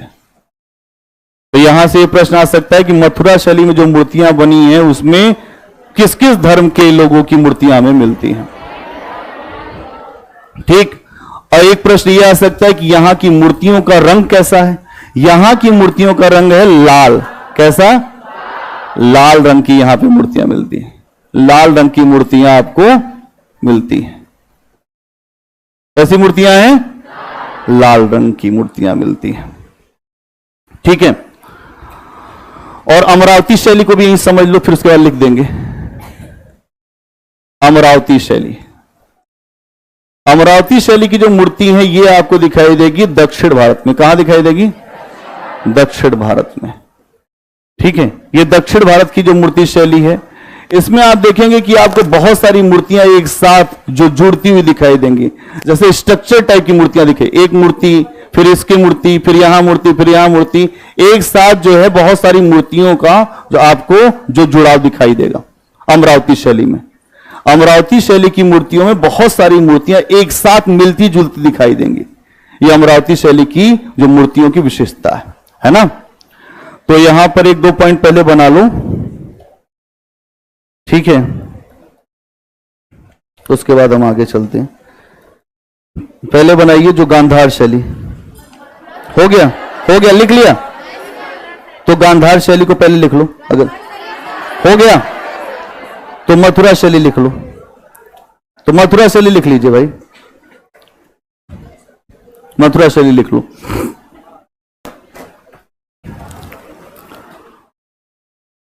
मथुरा शैली का विकास, मथुरा शैली का विकास, मथुरा शैली की मूर्ति कला का विकास, ऐसे लिख दीजिए। मथुरा शैली की मूर्ति कला का विकास,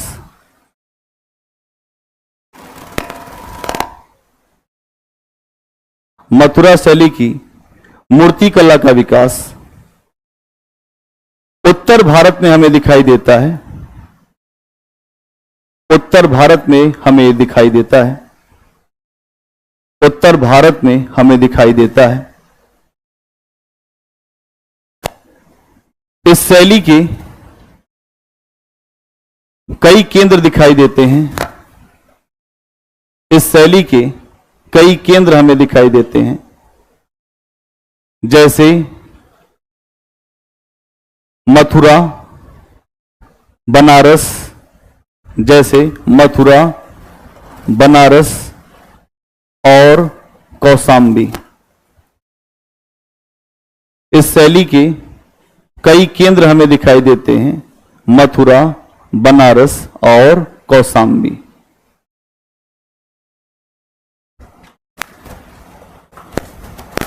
इस शैली की मूर्तियों का निर्माण, इस शैली की मूर्तियों का निर्माण सबसे पहले मथुरा से शुरू हुआ। इस शैली की मूर्तियों का निर्माण सबसे पहले मथुरा से शुरू हुआ, मथुरा से शुरू हुआ। इसलिए इसे मथुरा शैली कहते हैं, इसलिए इसे मथुरा शैली कहते हैं, इसलिए इसे मथुरा शैली कहते हैं। अगला पॉइंट, इस शैली की मूर्तियों में, इस शैली की मूर्तियों में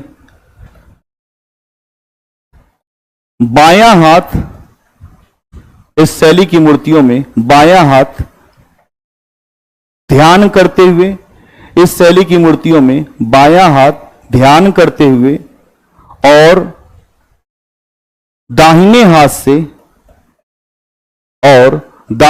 से आशीर्वाद देते हुए और दाहिने हाथ से आशीर्वाद देते हुए बुद्ध को दिखाया गया है, और दाहिने हाथ से आशीर्वाद देते हुए बुद्ध को दिखाया गया है। इसी को अभय मुद्रा भी बोला जाता है। क्या बोला जाता है? तो वहीं लिख दीजिएगा, अभय मुद्रा। अभय मुद्रा का मतलब है जब बुद्ध ने अपने आशीर्वाद दिया जो दाहिने हाथ से, उसको अभय मुद्रा कहते हैं। जब बुद्ध ने अपने जो दाहिने हाथ से आशीर्वाद दिया उसको क्या कहते हैं? अभय मुद्रा की मूर्तियां, अभय मुद्रा। अगला पॉइंट, इस शैली में बौद्ध, जैन और हिंदू धर्म से, इस शैली में बौद्ध, जैन और हिंदू धर्म से, इस शैली में बौद्ध, जैन और हिंदू धर्म से संबंधित मूर्तियां मिलती हैं, संबंधित मूर्तियां मिलती हैं। और यहां मूर्तियों का निर्माण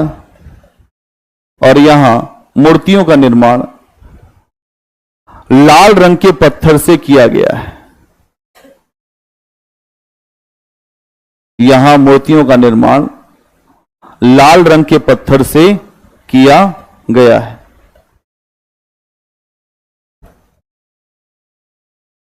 अगली हेडिंग बनाइए, अमरावती शैली।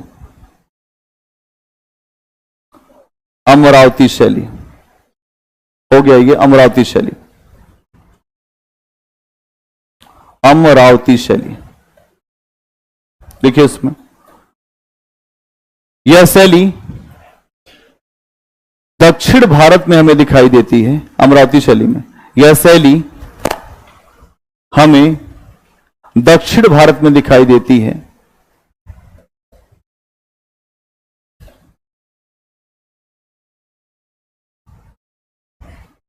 यह शैली हमें दक्षिण भारत में दिखाई देती है।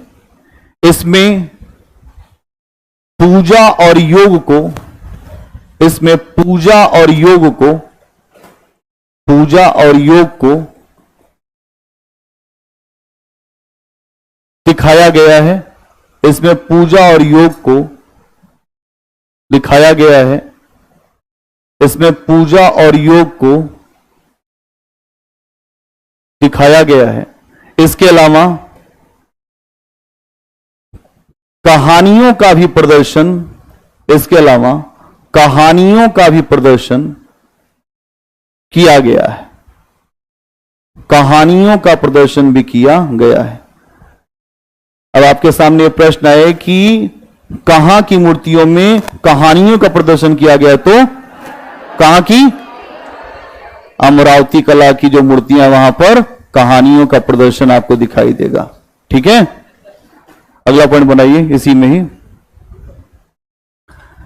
इस शैली की मूर्तियां, इस शैली की मूर्तियां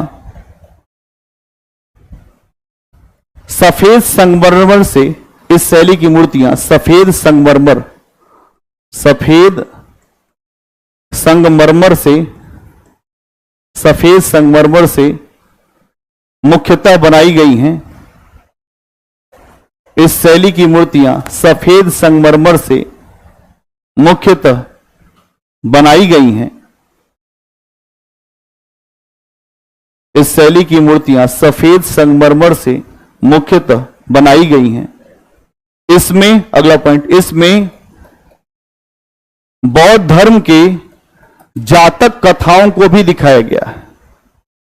इसमें बौद्ध धर्म के, इसमें बौद्ध धर्म के, बौद्ध धर्म के,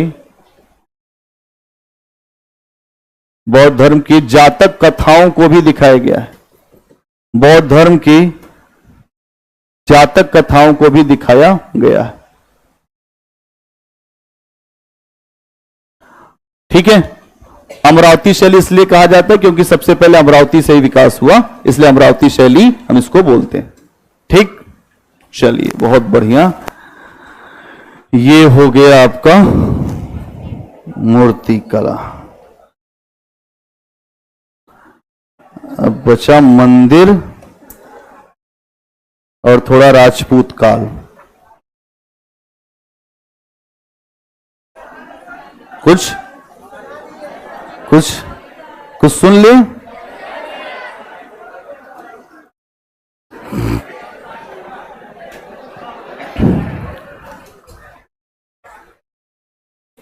सर, अब कहानी सुना दीजिए।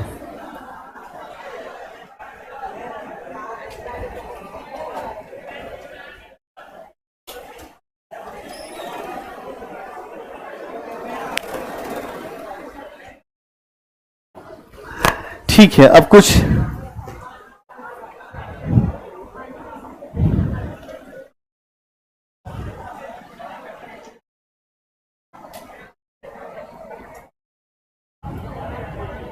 Kujula cut fishes, Kujula cut fishes.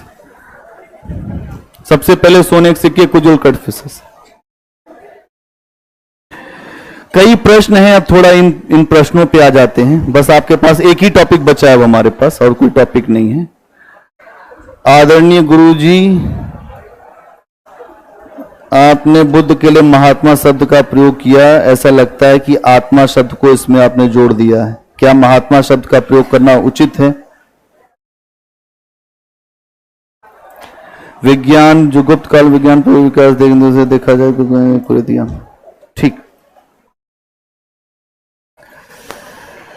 देखिए, बड़ी समस्याएं हैं। जब आप किसी विषय को पढ़ते हैं तो उस विषय में बहुत सारी समस्याएं आती हैं। जैसे मैंने आपको बुद्ध पढ़ाया था, तो बुद्ध के बारे में मैंने आपको बताया था कि बुद्ध आत्मा को नहीं मानते हैं, लेकिन बुद्ध ये कहते हैं कि चेतना होती है। क्या होती है? और चेतना का ही होता है प्रवाह। क्या होता है चेतना का? क्या होता है चेतना का? जैसे अगर आप ऐसे अनुभव करिए कि अगर कहीं पे चंदन का पेड़ हो और वहां से जब वायु चलेगी तो अपने साथ उसकी खुशबू लेके चलेगी कि नहीं चलेगी? चलेगी कि नहीं चलेगी? ऐसे ही आत्मा है, ऐसे ही आत्मा है। आत्मा जब एक स्थान से जाती है दूसरे स्थान तो अपने संस्कार साथ लेकर जाती है, और जहां जन्म लेती है वहां फिर वो भूल जाती है। इसीलिए अगर आप देखेंगे तो अनवरत समय से आत्माओं का ही ये चक्र चलता रहता है। अब यहां पे जो बुद्ध का दर्शन है, बुद्ध का दर्शन इस बात का दर्शन है कि आत्मा और जो परमात्मा को बुद्ध ने नहीं बताया, लेकिन इसका मतलब यह नहीं है कि बुद्ध उस चीज को मानते नहीं थे। बुद्ध के भी पूर्व जन्मों की आपको कहानियां आपके सामने आती हैं कि बुद्ध हर जन्म में ऐसे रहे और ये जन्म उनका जो प्राप्ति का जन्म था। तो यहां समझने की जरूरत है कि बुद्ध को ये जो कुछ भी प्राप्त हुआ था ये उनके मन के निरोध से प्राप्त हुआ था। सारा ज्ञान जितना भी इस दुनिया का ज्ञान है वो आपके मन के निरोध से। कैसे है? मन के निरोध से है। ठीक है, मन के निरोध से। और जो मन का निरोध करना बहुत आसान नहीं है। एक आपको जो महावीर स्वामी की कहानी सुनाता हूं, फिर उससे आपको समझ में आएगा थोड़ा। महावीर स्वामी के बारे में मैंने एक बार आपको कहानी सुनाया था कि महावीर स्वामी जो है वो जंगल में बैठे हुए थे। मैंने इतनी बात आपको सुनाई थी। और एक जो किसान आया उसने अपने जानवर बांध दिए, 2 बैल बांध दिए और वो छोड़ के चला गया। और बाद में जब बुद्ध आए, जब महावीर स्वामी आए, जब महावीर स्वामी तो वहीं बैठे थे, वो आया जो किसान, तो वहां पे उसके बैल नहीं थे। तो उसने कहा कि ऐसा है कि तुम तो इतने आसपास ही बांधा था, आपको देखना चाहिए था, आपने देखा नहीं। अब महावीर हैं ध्यान में, कुछ पता नहीं महावीर को।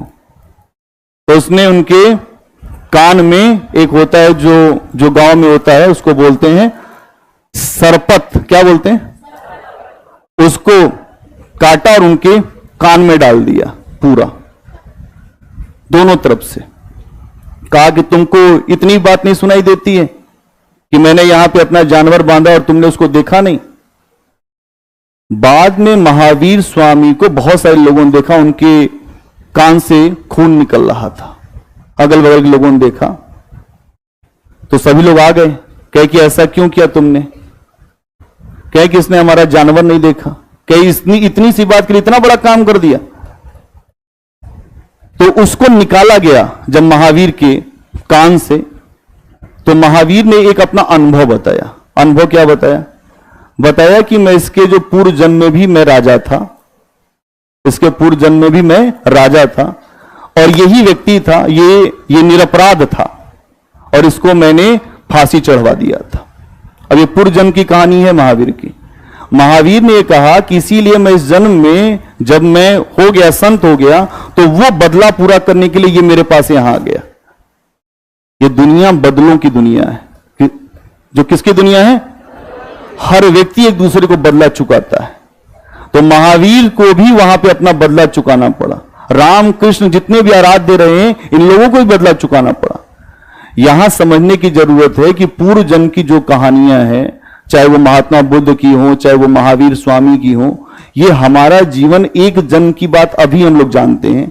हम सब यहां जितने लोग बैठे हैं, हमारे अनंत जन्म हो चुके हैं और अनंत जन्म होंगे। इसी बात को बुद्ध ने ही सामने रखा था कि हम अनंत जन्म की यात्रा कर रहे हैं, उसी यात्रा को हमें रोकना है, और उसी को कहा गया निर्वाण। क्या कहा गया? और इसको कहते हैं जो दीपक का बुझना। क्या कहते हैं?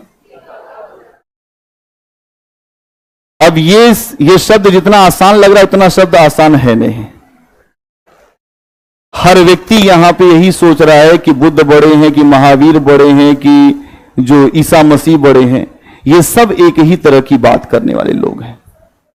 ये एक ही तरह की बात करने। अगर आप सबका मूल दर्शन देखेंगे ना, अभी किसी ने पूछा कि सनातन धर्म सबसे पुराना है कि ईसा मसीह वाला पुराना है कि बौद्ध धर्म पुराना है। अगर आप जो समय के अनुरूप देखेंगे तो सबसे पुराना कौन सा है? सनातन धर्म। ठीक। जो सनातन धर्म है उसमें हिंदू शब्द की जो बात आती है, हिंदू शब्द का सबसे पहला प्रयोग किया गया अरबों के द्वारा। अरब के जो लोग थे उन्होंने कहा इंडस, इंडस से ही फिर धीरे धीरे हिंदस, हिंदस से ही हिंदू। ठीक, हिंदू शब्द का मतलब क्या होता है पहले तो ये जान लीजिए। जो हृदयस्थ ईश्वर की साधना करता है वो हिंदू कहलाता है। क्या मतलब? जो अपने भीतर बैठे ईश्वर की साधना करता है वो हिंदू कहलाता है। भारत में मौर्योत्तर काल से पहले कोई मूर्ति नहीं है। भारत में अगर आप कहें तो मौर्योत्तर काल से पहले कोई मूर्ति है क्या? है ना? अगर आप देखें मौर्योत्तर काल से पहले यहां पे कोई भी मूर्ति नहीं है। यहां पर 4 आश्रम की व्यवस्था है। क्या है? अगर आप देखें तो एक आश्रम क्या है? ब्रह्मचर्य, फिर गृहस्थ, फिर वानप्रस्थ, फिर सन्यास। यह भारत का स्ट्रक्चर है जो 100 वर्ष के लोगों का।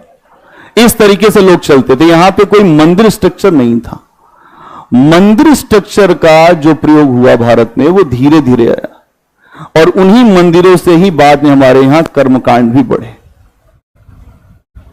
मंदिरों से ही कर्मकांड बढ़ गए क्योंकि मंदिरों को ही हमने इतिश्री मान लिया कि हम मंदिर चले गए और हमारा कल्याण हो गया। और यहां पर हर चीज को एक बात से आपको जोड़ना होगा कि अच्छे कर्म अगर आप कर रहे हैं और आप मंदिर नहीं भी जा रहे हैं तब भी कोई समस्या नहीं है। अगर आप अच्छे कर्म नहीं कर रहे हैं और आप रोज मंदिर जा रहे हैं, आप रोज मस्जिद जा रहे हैं, कोई फायदा नहीं निकलेगा। कबीर साहब ने कहा कि दिन भर रोजा रहत है, रात हनत है गाय, क्या बहरा हुआ खुदा है। देखिए बहुत तल्ख बात करते हैं कबीर, हल्की बात नहीं करते। जब वो बात करने पे आते हैं तो ऐसी बात करते हैं हिंदू और मुसलमान सबको लताड़ते हैं। उनकी बात समझिएगा। कबीर दास ने यही कहा कि हमें अपने आप को समझाना पड़ेगा कि हम जो कुछ कर रहे हैं वो ठीक नहीं है।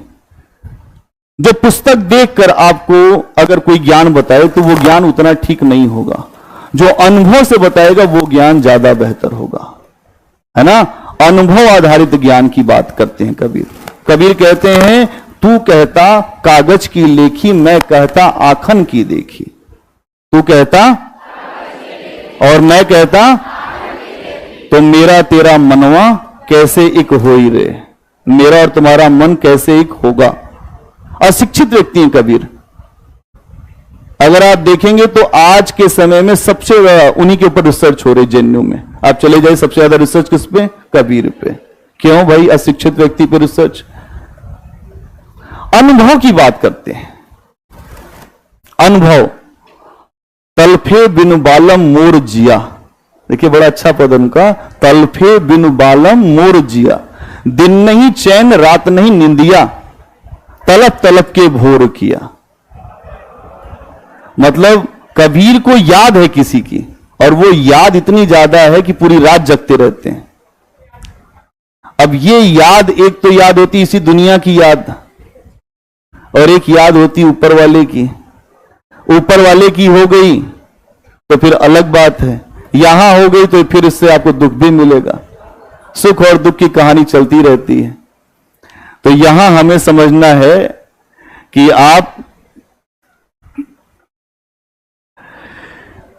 एक जो कुछ लाइनें हैं, न पूजन किया न तपस्या ही की, है ना? न पूजन किया न तपस्या ही की और न तेरे नाम की कभी चर्चा ही की।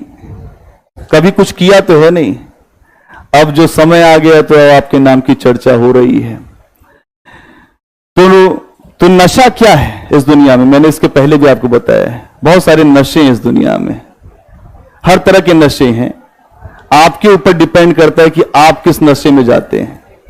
वैसे एक ही नशा सबको होता है ना? लोग कह रहे हैं कि ये देखिए, कह रहे हैं कि जो प्रेम का नशा होता है,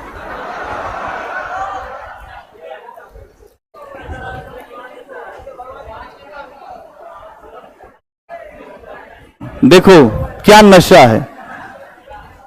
अगर जो नशे की बात करो आप, बौद्ध धर्म की एक शाखा शून्यवाद, भैया सब कुछ शून्य हो जाता है, हर चीज शून्य है। इस दुनिया में सब कुछ शून्य हो जाएगा एक समय के बाद, हम सब शून्य हो जाएंगे, ये शून्यवाद है। तो यहां पर मैं आपको जो बता रहा था कि हर नशे दुनिया के ऐसे होते हैं जो उतर जाते हैं, लेकिन एक नशा होता है जो उतरता नहीं है। वो नशा कौन सा है? कौन सा? नाम का। अगर आप किसी को याद करें तो वो नशा नहीं उतरेगा, वो सुबह शाम चढ़ता ही रहेगा, और जितना आप याद करेंगे उसको भी उतनी याद आएगी। नहीं है कि नहीं ऐसा? आप याद करके देख लीजिए, अगर आप किसी को याद करेंगे अपने आप वो भी व्यक्ति आपको याद करने लग जाएगा। ऐसा होता नहीं होता? नहीं होता? कह रहे नहीं होता, होता है नहीं होता? तो अभी शिद्दत नहीं है फिर याद करने में, अभी याद करने में फिर शिद्दत नहीं है, ना उधर न इधर। अगर आग जब दोनों तरफ बराबर हो तब याद आती है। याद वाद ऐसे नहीं आती है। आप ये सोचें ऐसे याद आ जाए किसी को, तो किसी को नहीं आएगी। अब आ जाइए जो मंदिर स्थापत्य की शैली पे। कबीर की कहानी सुनाते हैं थोड़ा तुम्हें, कबीर की कहानी सुनो। कबीर के बारे में जानते हो? कबीर के बारे में जानते हो? कबीर जो बनारस में जन्मे, ये लहतारा तालाब के पास, और इनकी माता जो विधवा ब्राह्मणी थी, और उन्होंने जो लोक लाज के भय से उनको छोड़ दिया अपने बच्चे को।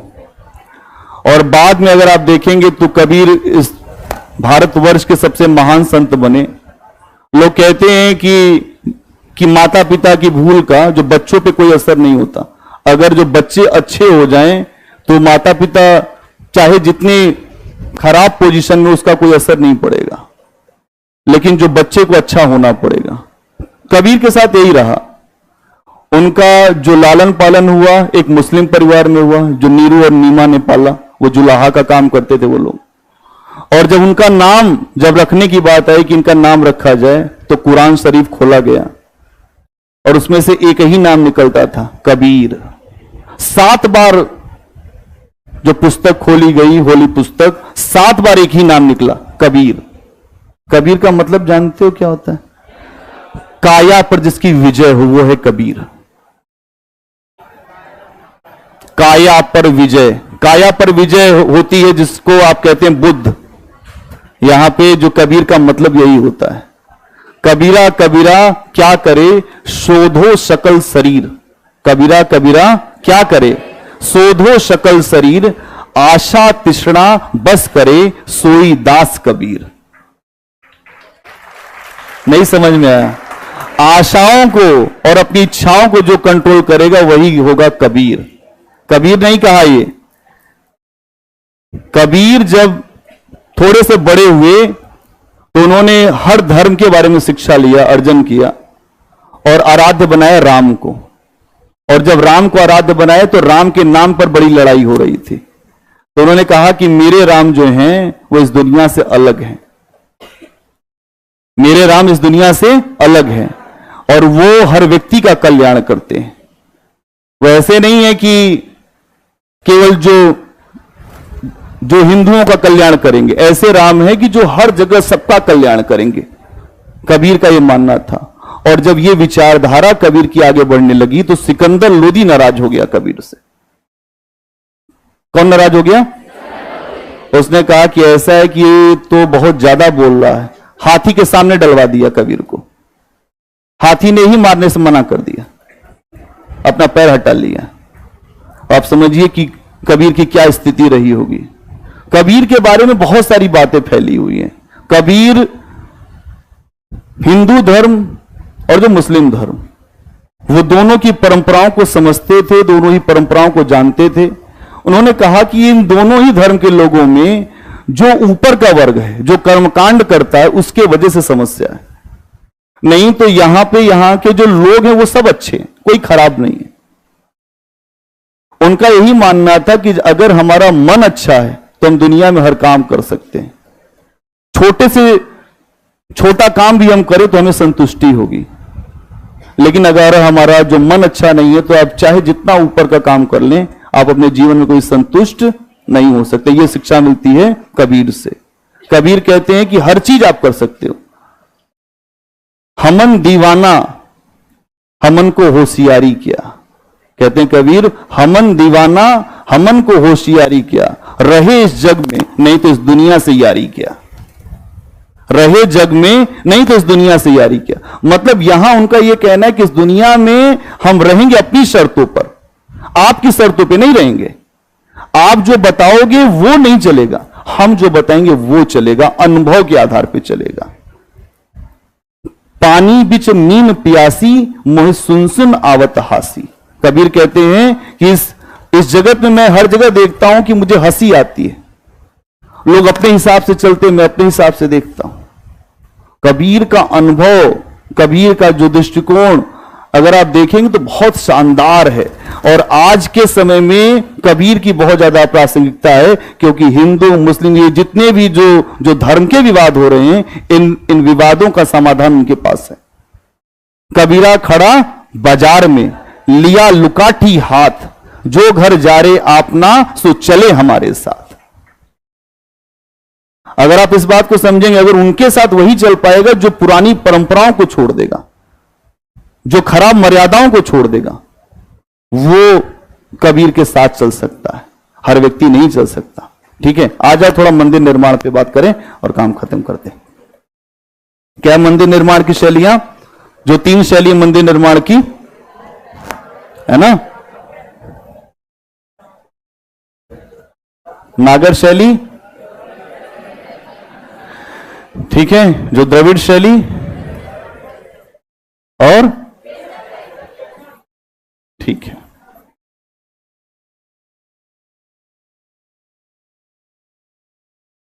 तो सबसे पहले जो नागर शैली के बारे में हेडिंग बनाइए, 1-2 पॉइंट लिखिए, बीच में समझा दूंगा। नागर शैली,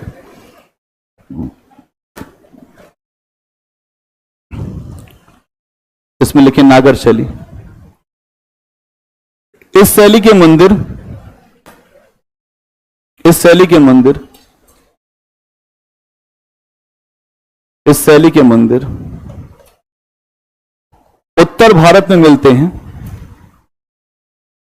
इस शैली के मंदिर उत्तर भारत में मिलते हैं। इस शैली के मंदिर उत्तर भारत में मिलते हैं, जो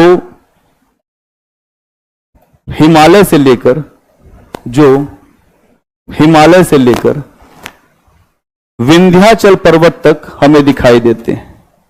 जो हिमालय से लेकर विंध्याचल पर्वत तक, विंध्याचल पर्वत तक हमें दिखाई देते हैं। जो हिमालय से लेकर विंध्याचल पर्वत तक हमें दिखाई देते हैं।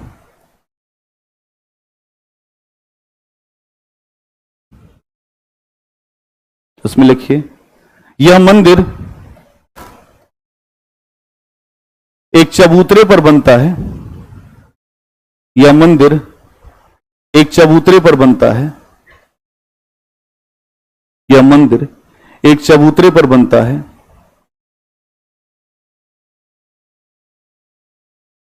जिसमें उसका निचला हिस्सा, जिसमें उसका निचला हिस्सा चौड़ा होता है, जिसमें उसका निचला हिस्सा चौड़ा होता है। और जैसे जैसे मंदिर ऊपर जाता है, जैसे जैसे मंदिर ऊपर जाता है, जैसे जैसे मंदिर ऊपर जाता है ना, जैसे जैसे मंदिर ऊपर जाता है पतला होता जाता है। जैसे जैसे मंदिर ऊपर जाता है पतला होता जाता है, पतला होता जाता है। जैसे जैसे मंदिर ऊपर जाता है पतला होता जाता है। इन मंदिरों में एक मंडप होता है। इन मंदिरों में एक मंडप होता है। इन मंदिरों में एक मंडप होता है। ये सारे मंडप हैं। ये क्या है? मंडप है। इन मंदिरों में एक मंडप होता है और इसके बाद मुख्य मंदिर होता है। इन मंदिरों में एक मंडप होता है, इसके बाद एक मुख्य मंदिर होता है, एक मुख्य मंदिर होता है जहां बीच में गर्भगृह होता है, जहां बीच में गर्भगृह होता है, जहां बीच में गर्भगृह होता है, जहां बीच में गर्भगृह होता है। ठीक है, यहां क्या होता है? गर्भगृह होता है। ठीक है, ऊपर कोई वाले हिस्से को क्या कहते हैं? आमलक। क्या कहते हैं? आमलक। क्या कहते हैं? चलिए,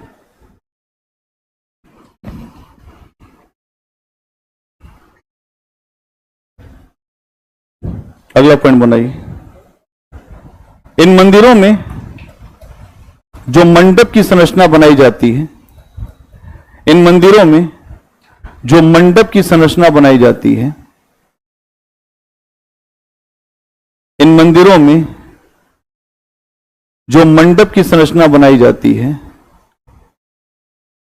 उसका मुख्य उद्देश्य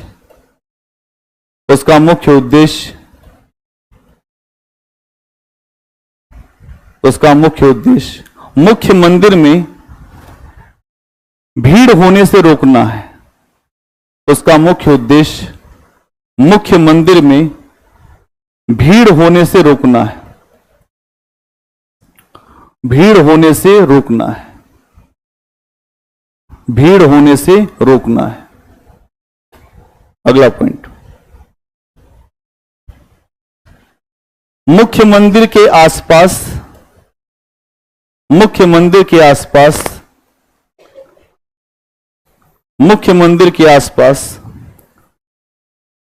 प्रदक्षिणा पथ बनाया जाता है। मुख्य मंदिर के आसपास प्रदक्षिणा पथ, जहां पे हम गोल गोल घूमते हैं, मुख्य मंदिर के आसपास जो गर्भगृह होता है वहां पे, मुख्य मंदिर के आसपास प्रदक्षिणा पथ बनाया जाता है। प्रदक्षिणा पथ बनाया जाता है। अगला पॉइंट, इस शैली के मंदिरों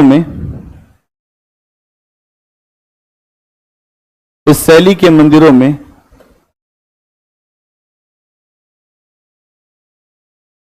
5 देवताओं, इस शैली के मंदिरों में 5 देवताओं के अलग अलग मंदिर भी हमें दिखाई देते हैं। इस शैली के मंदिरों में 5 देवताओं के अलग अलग मंदिर भी दिखाई देते हैं, इसीलिए इसे पंचायतन शैली भी कहते हैं। इसीलिए इसे पंचायतन शैली भी कहते हैं। इसीलिए इसे पंचायतन शैली भी कहते हैं। पंचायतन शैली भी कहते हैं। आपने देखा होगा कि आप किसी मंदिर में जाते हैं तो और छोटे छोटे मंदिर रहते हैं। क्या देखा है?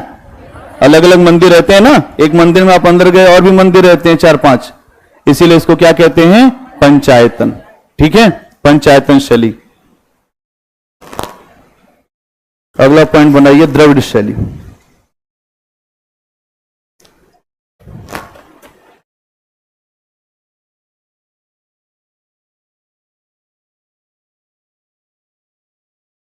अच्छा, 1-2 पॉइंट और इसमें लिख दीजिए। अच्छा ठीक है, ठीक, अगला पॉइंट बना लो। इसमें लिखवा दें? लिखवा दो, इसमें लिख दो। इन मंदिरों, अगला पॉइंट इसी में, इन मंदिरों में हमें 4 दीवारी नहीं मिलती। इन मंदिरों में हमें 4 दीवारी नहीं मिलती। 4 दीवारी मतलब बाउंड्री वॉल। इन मंदिरों में हमें चार दीवारी नहीं मिलती, और यहां इन मंदिरों में हमें चार दीवारी नहीं मिलती, और यहां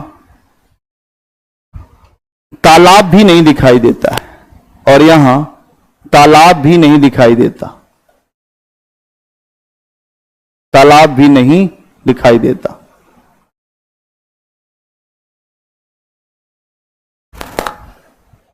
ठीक, अगला पॉइंट बनाइए जो द्रविड़ शैली। अगला पॉइंट बनाइए द्रविड़ शैली।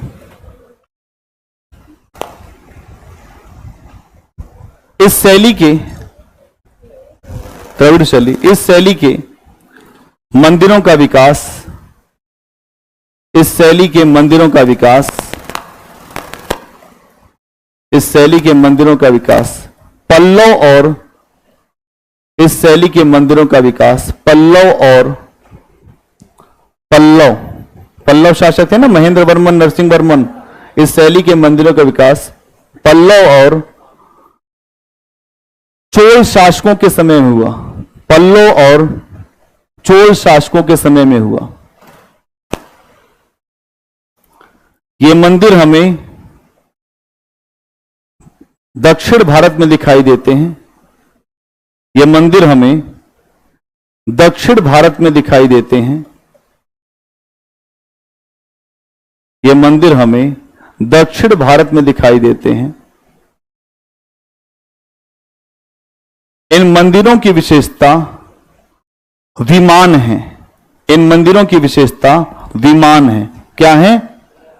जो विमानन बोलते हैं, विमानन शैली। इन मंदिरों की विशेषता विमान है। क्या है? विमान है। अगला पॉइंट अभी बता रहा हूं जो क्या होता है विमान शैली, आगे आगे लिख दो पहले। इस शैली में, इस शैली के मंदिर जहां निर्मित किए जाते थे, इस शैली के मंदिर जहां निर्मित किए जाते थे वहां पानी की कमी होती थी। इस शैली के मंदिर जहां निर्मित किए जाते थे वहां पानी की कमी होती थी। इसीलिए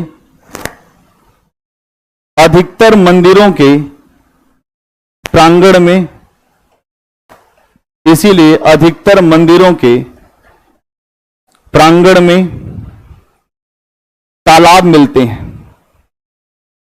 अधिकतर मंदिरों के प्रांगण में तालाब मिलते हैं। तालाब।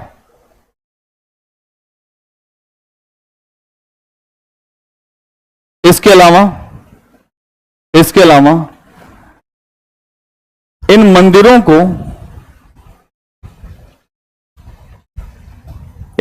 को ऊंची बाउंड्री वॉल से घेरा भी गया है। इसके अलावा इन मंदिरों को ऊंची बाउंड्री वॉल, ऊंची बाउंड्री वॉल, ऊंची बाउंड्री वॉल से,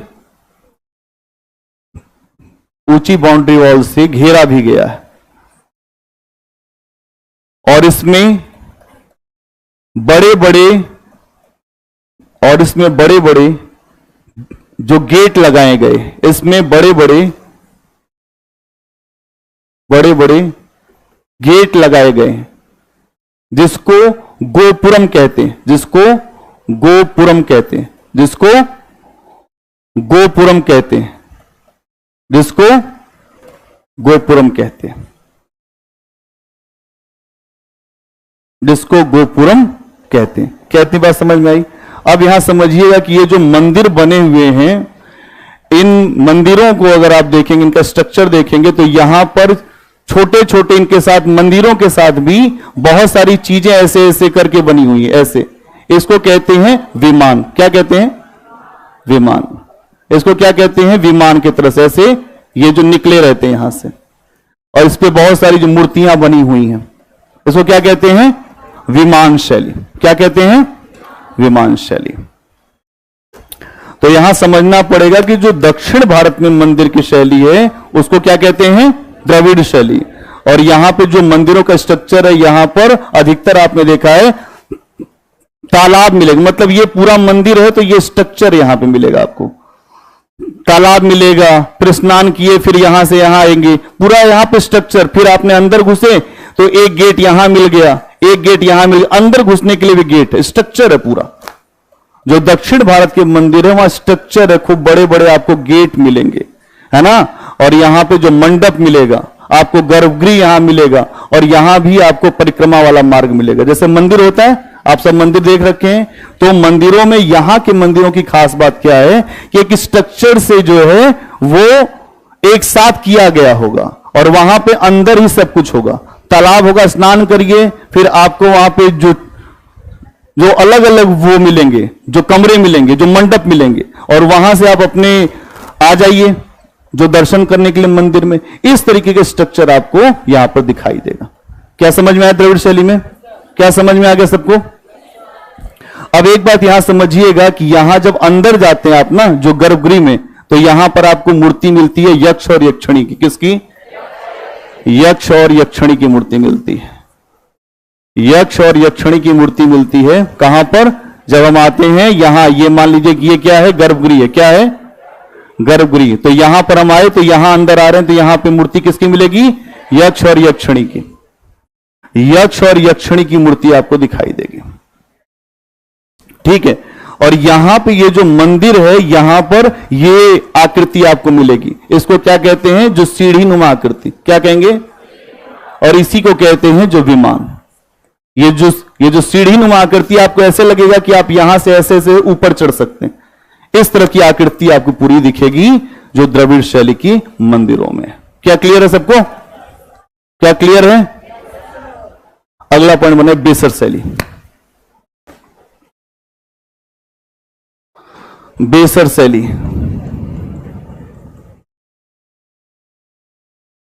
बेसर शैली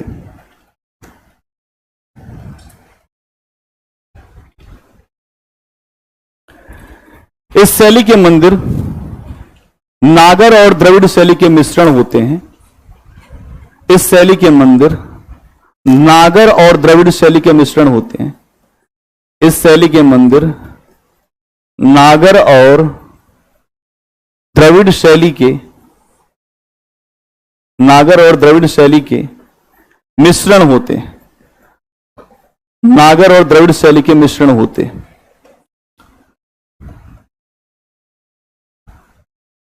ठीक है। यहां की खास बात क्या है? जैसे ये है मंदिर, ठीक है, जो प्रदक्षिणा पथ है वो बिल्कुल ओपन रहेगा। यहां पे प्रदक्षिणा पथ कैसा होगा? प्रदक्षिणा पथ खुला रहेगा, ओपन रहेगा। ये इसकी खूबसूरती है। यहां पर आपको प्रदक्षिणा पथ बिल्कुल ओपन रहेगा, और यहां पे जो अगल बगल आपको मंडप मिलेंगे बहुत ज्यादा जो सुंदर मिलेंगे। अगल बगल जो यहां पे आपको मंडप मिलेंगे, इसमें बहुत ज्यादा सुंदरता आपको दिखाई देगी। क्या दिखाई देगी? यहां पे सुंदरता दिखाई देगी। तो मंडपों को बहुत अच्छे तरीके से सजाया गया है। क्या किया गया है? सजाया गया है। अगला पॉइंट बनाइए। इस शैली के मंदिर विंध्याचल पर्वत से, इस शैली के मंदिर विंध्याचल पर्वत से कृष्णा नदी के तट तक मिलते हैं। इस शैली के मंदिर कृष्णा नदी से विंध्याचल के, इस शैली के मंदिर जो विंध्याचल पर्वत से कृष्णा नदी के तट तक मिलते हैं, है ना, कृष्णा नदी के तट तक मिलते हैं। अगला पॉइंट, इन मंदिरों का प्रदक्षिणा पथ खुला होता है। इन मंदिरों का प्रदक्षिणा पथ खुला होता है, और इनमें मंडप बहुत अच्छे तरीके से सजाए होते हैं। और इनमें मंडप बहुत अच्छे तरीके से सजाए होते हैं। मंडप बहुत अच्छे तरीके से सजाए होते हैं। ठीक है। मंडप बहुत अच्छे तरीके से सजाए होते हैं। अब जो नागर शैली आपने जहां पे लिखा है वहीं पे कुछ मंदिरों के उदाहरण लिख दो नागर शैली में। एक तो भीतरगांव मंदिर जो नागर शैली का है, कौन सा है नागर शैली के मंदिर? एक तो भीतरगांव मंदिर, कहां पे है? कानपुर।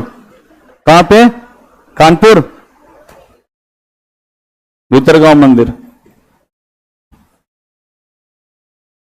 क्योंकि पूछ लेता है कि किस शैली के मंदिर कहां पे हैं। एक और मंदिर आपको मिलेगा जो यहां पे नागर शैली में, जिसका नाम है जो दशावतार मंदिर है ना, दशावतार मंदिर। कहां है ये? झांसी में। कहां पे? झांसी में। कहां पे? तो विष्णु भगवान के जो 10 रूपों को यहां पे दिखाया गया।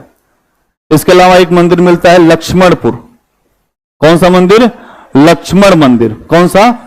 लक्ष्मण मंदिर है। कौन सा मंदिर? लक्ष्मण मंदिर। ये सब जो नागर शैली के मंदिर हैं, जो लक्ष्मण मंदिर, ये सिंगापुर में है। एक बार देख लेना कहां पे सिंगापुर, ये सिंगापुर एक जगह है, एक बार देख लेना कहां है लक्ष्मण मंदिर। ये सिंगापुर में स्थान है इसका। इसके अलावा एक मंदिर आपको दिखाई देगा कंदरिया महादेव मंदिर। कौन सा? कंदरिया महादेव। कहां पे है? खजुराहो। ठीक, कंदरिया महादेव मंदिर। इसके अलावा जो लिंगराज मंदिर आपको दिखाई देगा, यह भी इसी शैली का है, लिंगराज मंदिर है ना। तो लिंगराज मंदिर कहां पे है? ओडिशा, हां भुवनेश्वर। ठीक, तो लिंगराज मंदिर ऐसे नोट करते जाना, ठीक है। इसके अलावा आप देखेंगे तो जगन्नाथ मंदिर भी इसी शैली का बना है, जो जगन्नाथ मंदिर भी इसी शैली का है। जगन्नाथ मंदिर कहां पे? पुरी। ठीक है, जगन्नाथ मंदिर भी इसी शैली का। और उसके बाद जो सूर्य मंदिर है जो कोणार्क का, वो भी इसी शैली का। सूर्य मंदिर कहां पे? कोणार्क। ये सारे मंदिर जो है नागर शैली के। ये सारे मंदिर किसके हैं? नागर शैली के। यहां से प्रश्न आ सकता है कभी भी। ये सारे मंदिर किसके हैं? नागर शैली के।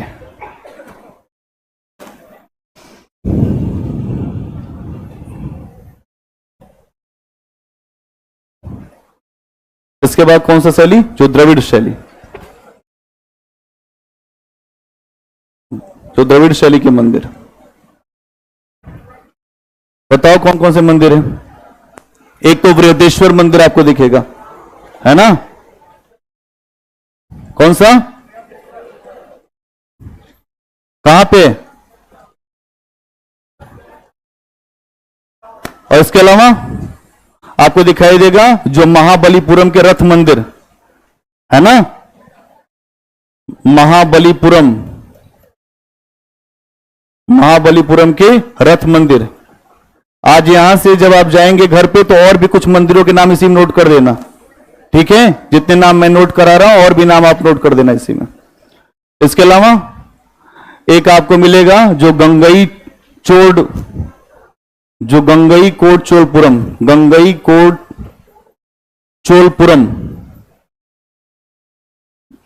ये भी यहां पे शिव मंदिर आपको दिखाई देगा, है ना। गंगई कोट चोलपुरम, है ना। ये भी द्रविड़ शैली का ही मंदिर है, ठीक है। और जो बेसर शैली के मंदिर कहां हैं? एक तो आपको मंदिर दिखाई देगा बेसर शैली का, जिसका नाम है जो बादामी के मंदिर। कौन से मंदिर? बादामी के मंदिर। कहां के मंदिर? कहां के मंदिर? बादामी के मंदिर, ठीक है। और एक आपको मंदिर दिखाई देगा, इसका नाम है डोडा वेसप्पा, डोडा वेसप्पा, डोडा वेसप्पा, डोडा वेसप्पा मंदिर। आज आपको जाने के बाद इसमें और भी मंदिरों के नाम लिख के लाने हैं, मतलब सारे मंदिरों के नाम लिख के लाने इसमें, ठीक है। तो नागर शैली का मंदिर हो गया, फिर जो द्रविड़ शैली के मंदिर हो गए, और जो ये हो गया जो बेसर शैली का, ठीक है। क्या क्लियर सबको? जो विजयवाड़ा में जो बेसर शैली, जो विजयनगर में आपको दिखाई देगा ना, वो तो बेसर शैली के मंदिर आपको दिखाई देंगे। जो विजयनगर के शासकों ने बनवाया है वो इसी में दिखेगा। अब आपको एक काम करना है जाके कि एक तो घर पे जाके पहले देख लेना मैप, और दूसरा देख लेना मंदिर। क्या क्या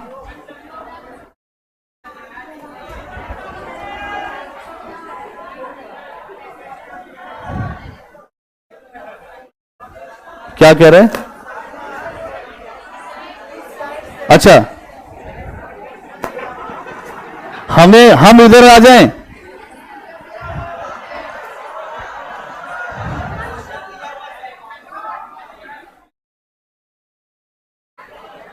कुछ सुनाई नहीं दे रहा है, चलो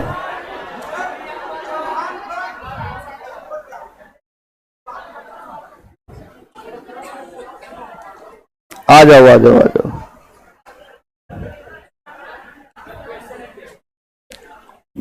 अच्छा, आपने क्वेश्चन दिया है? अरे अभी मैं हूं भैया, कल हूं, चिंता ना करो।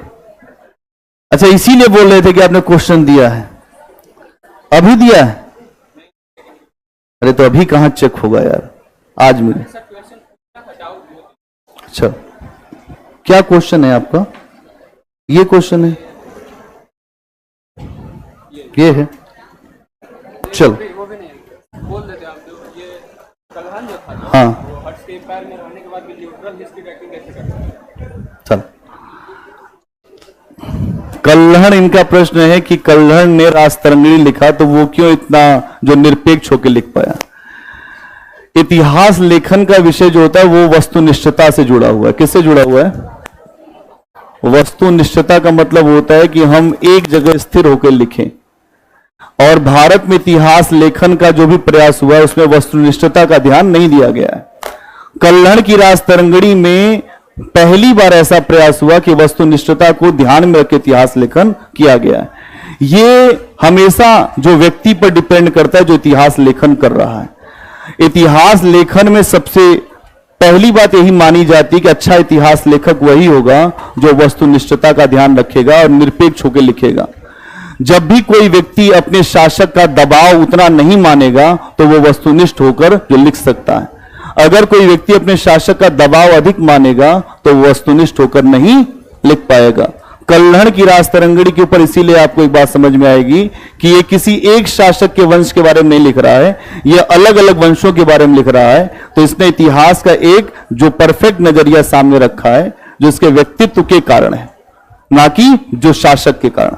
तो ये व्यक्तित्व के ऊपर निर्भर करता है कि आप इतिहास का लेखन कैसा करेंगे। क्या क्लियर है? चलिए।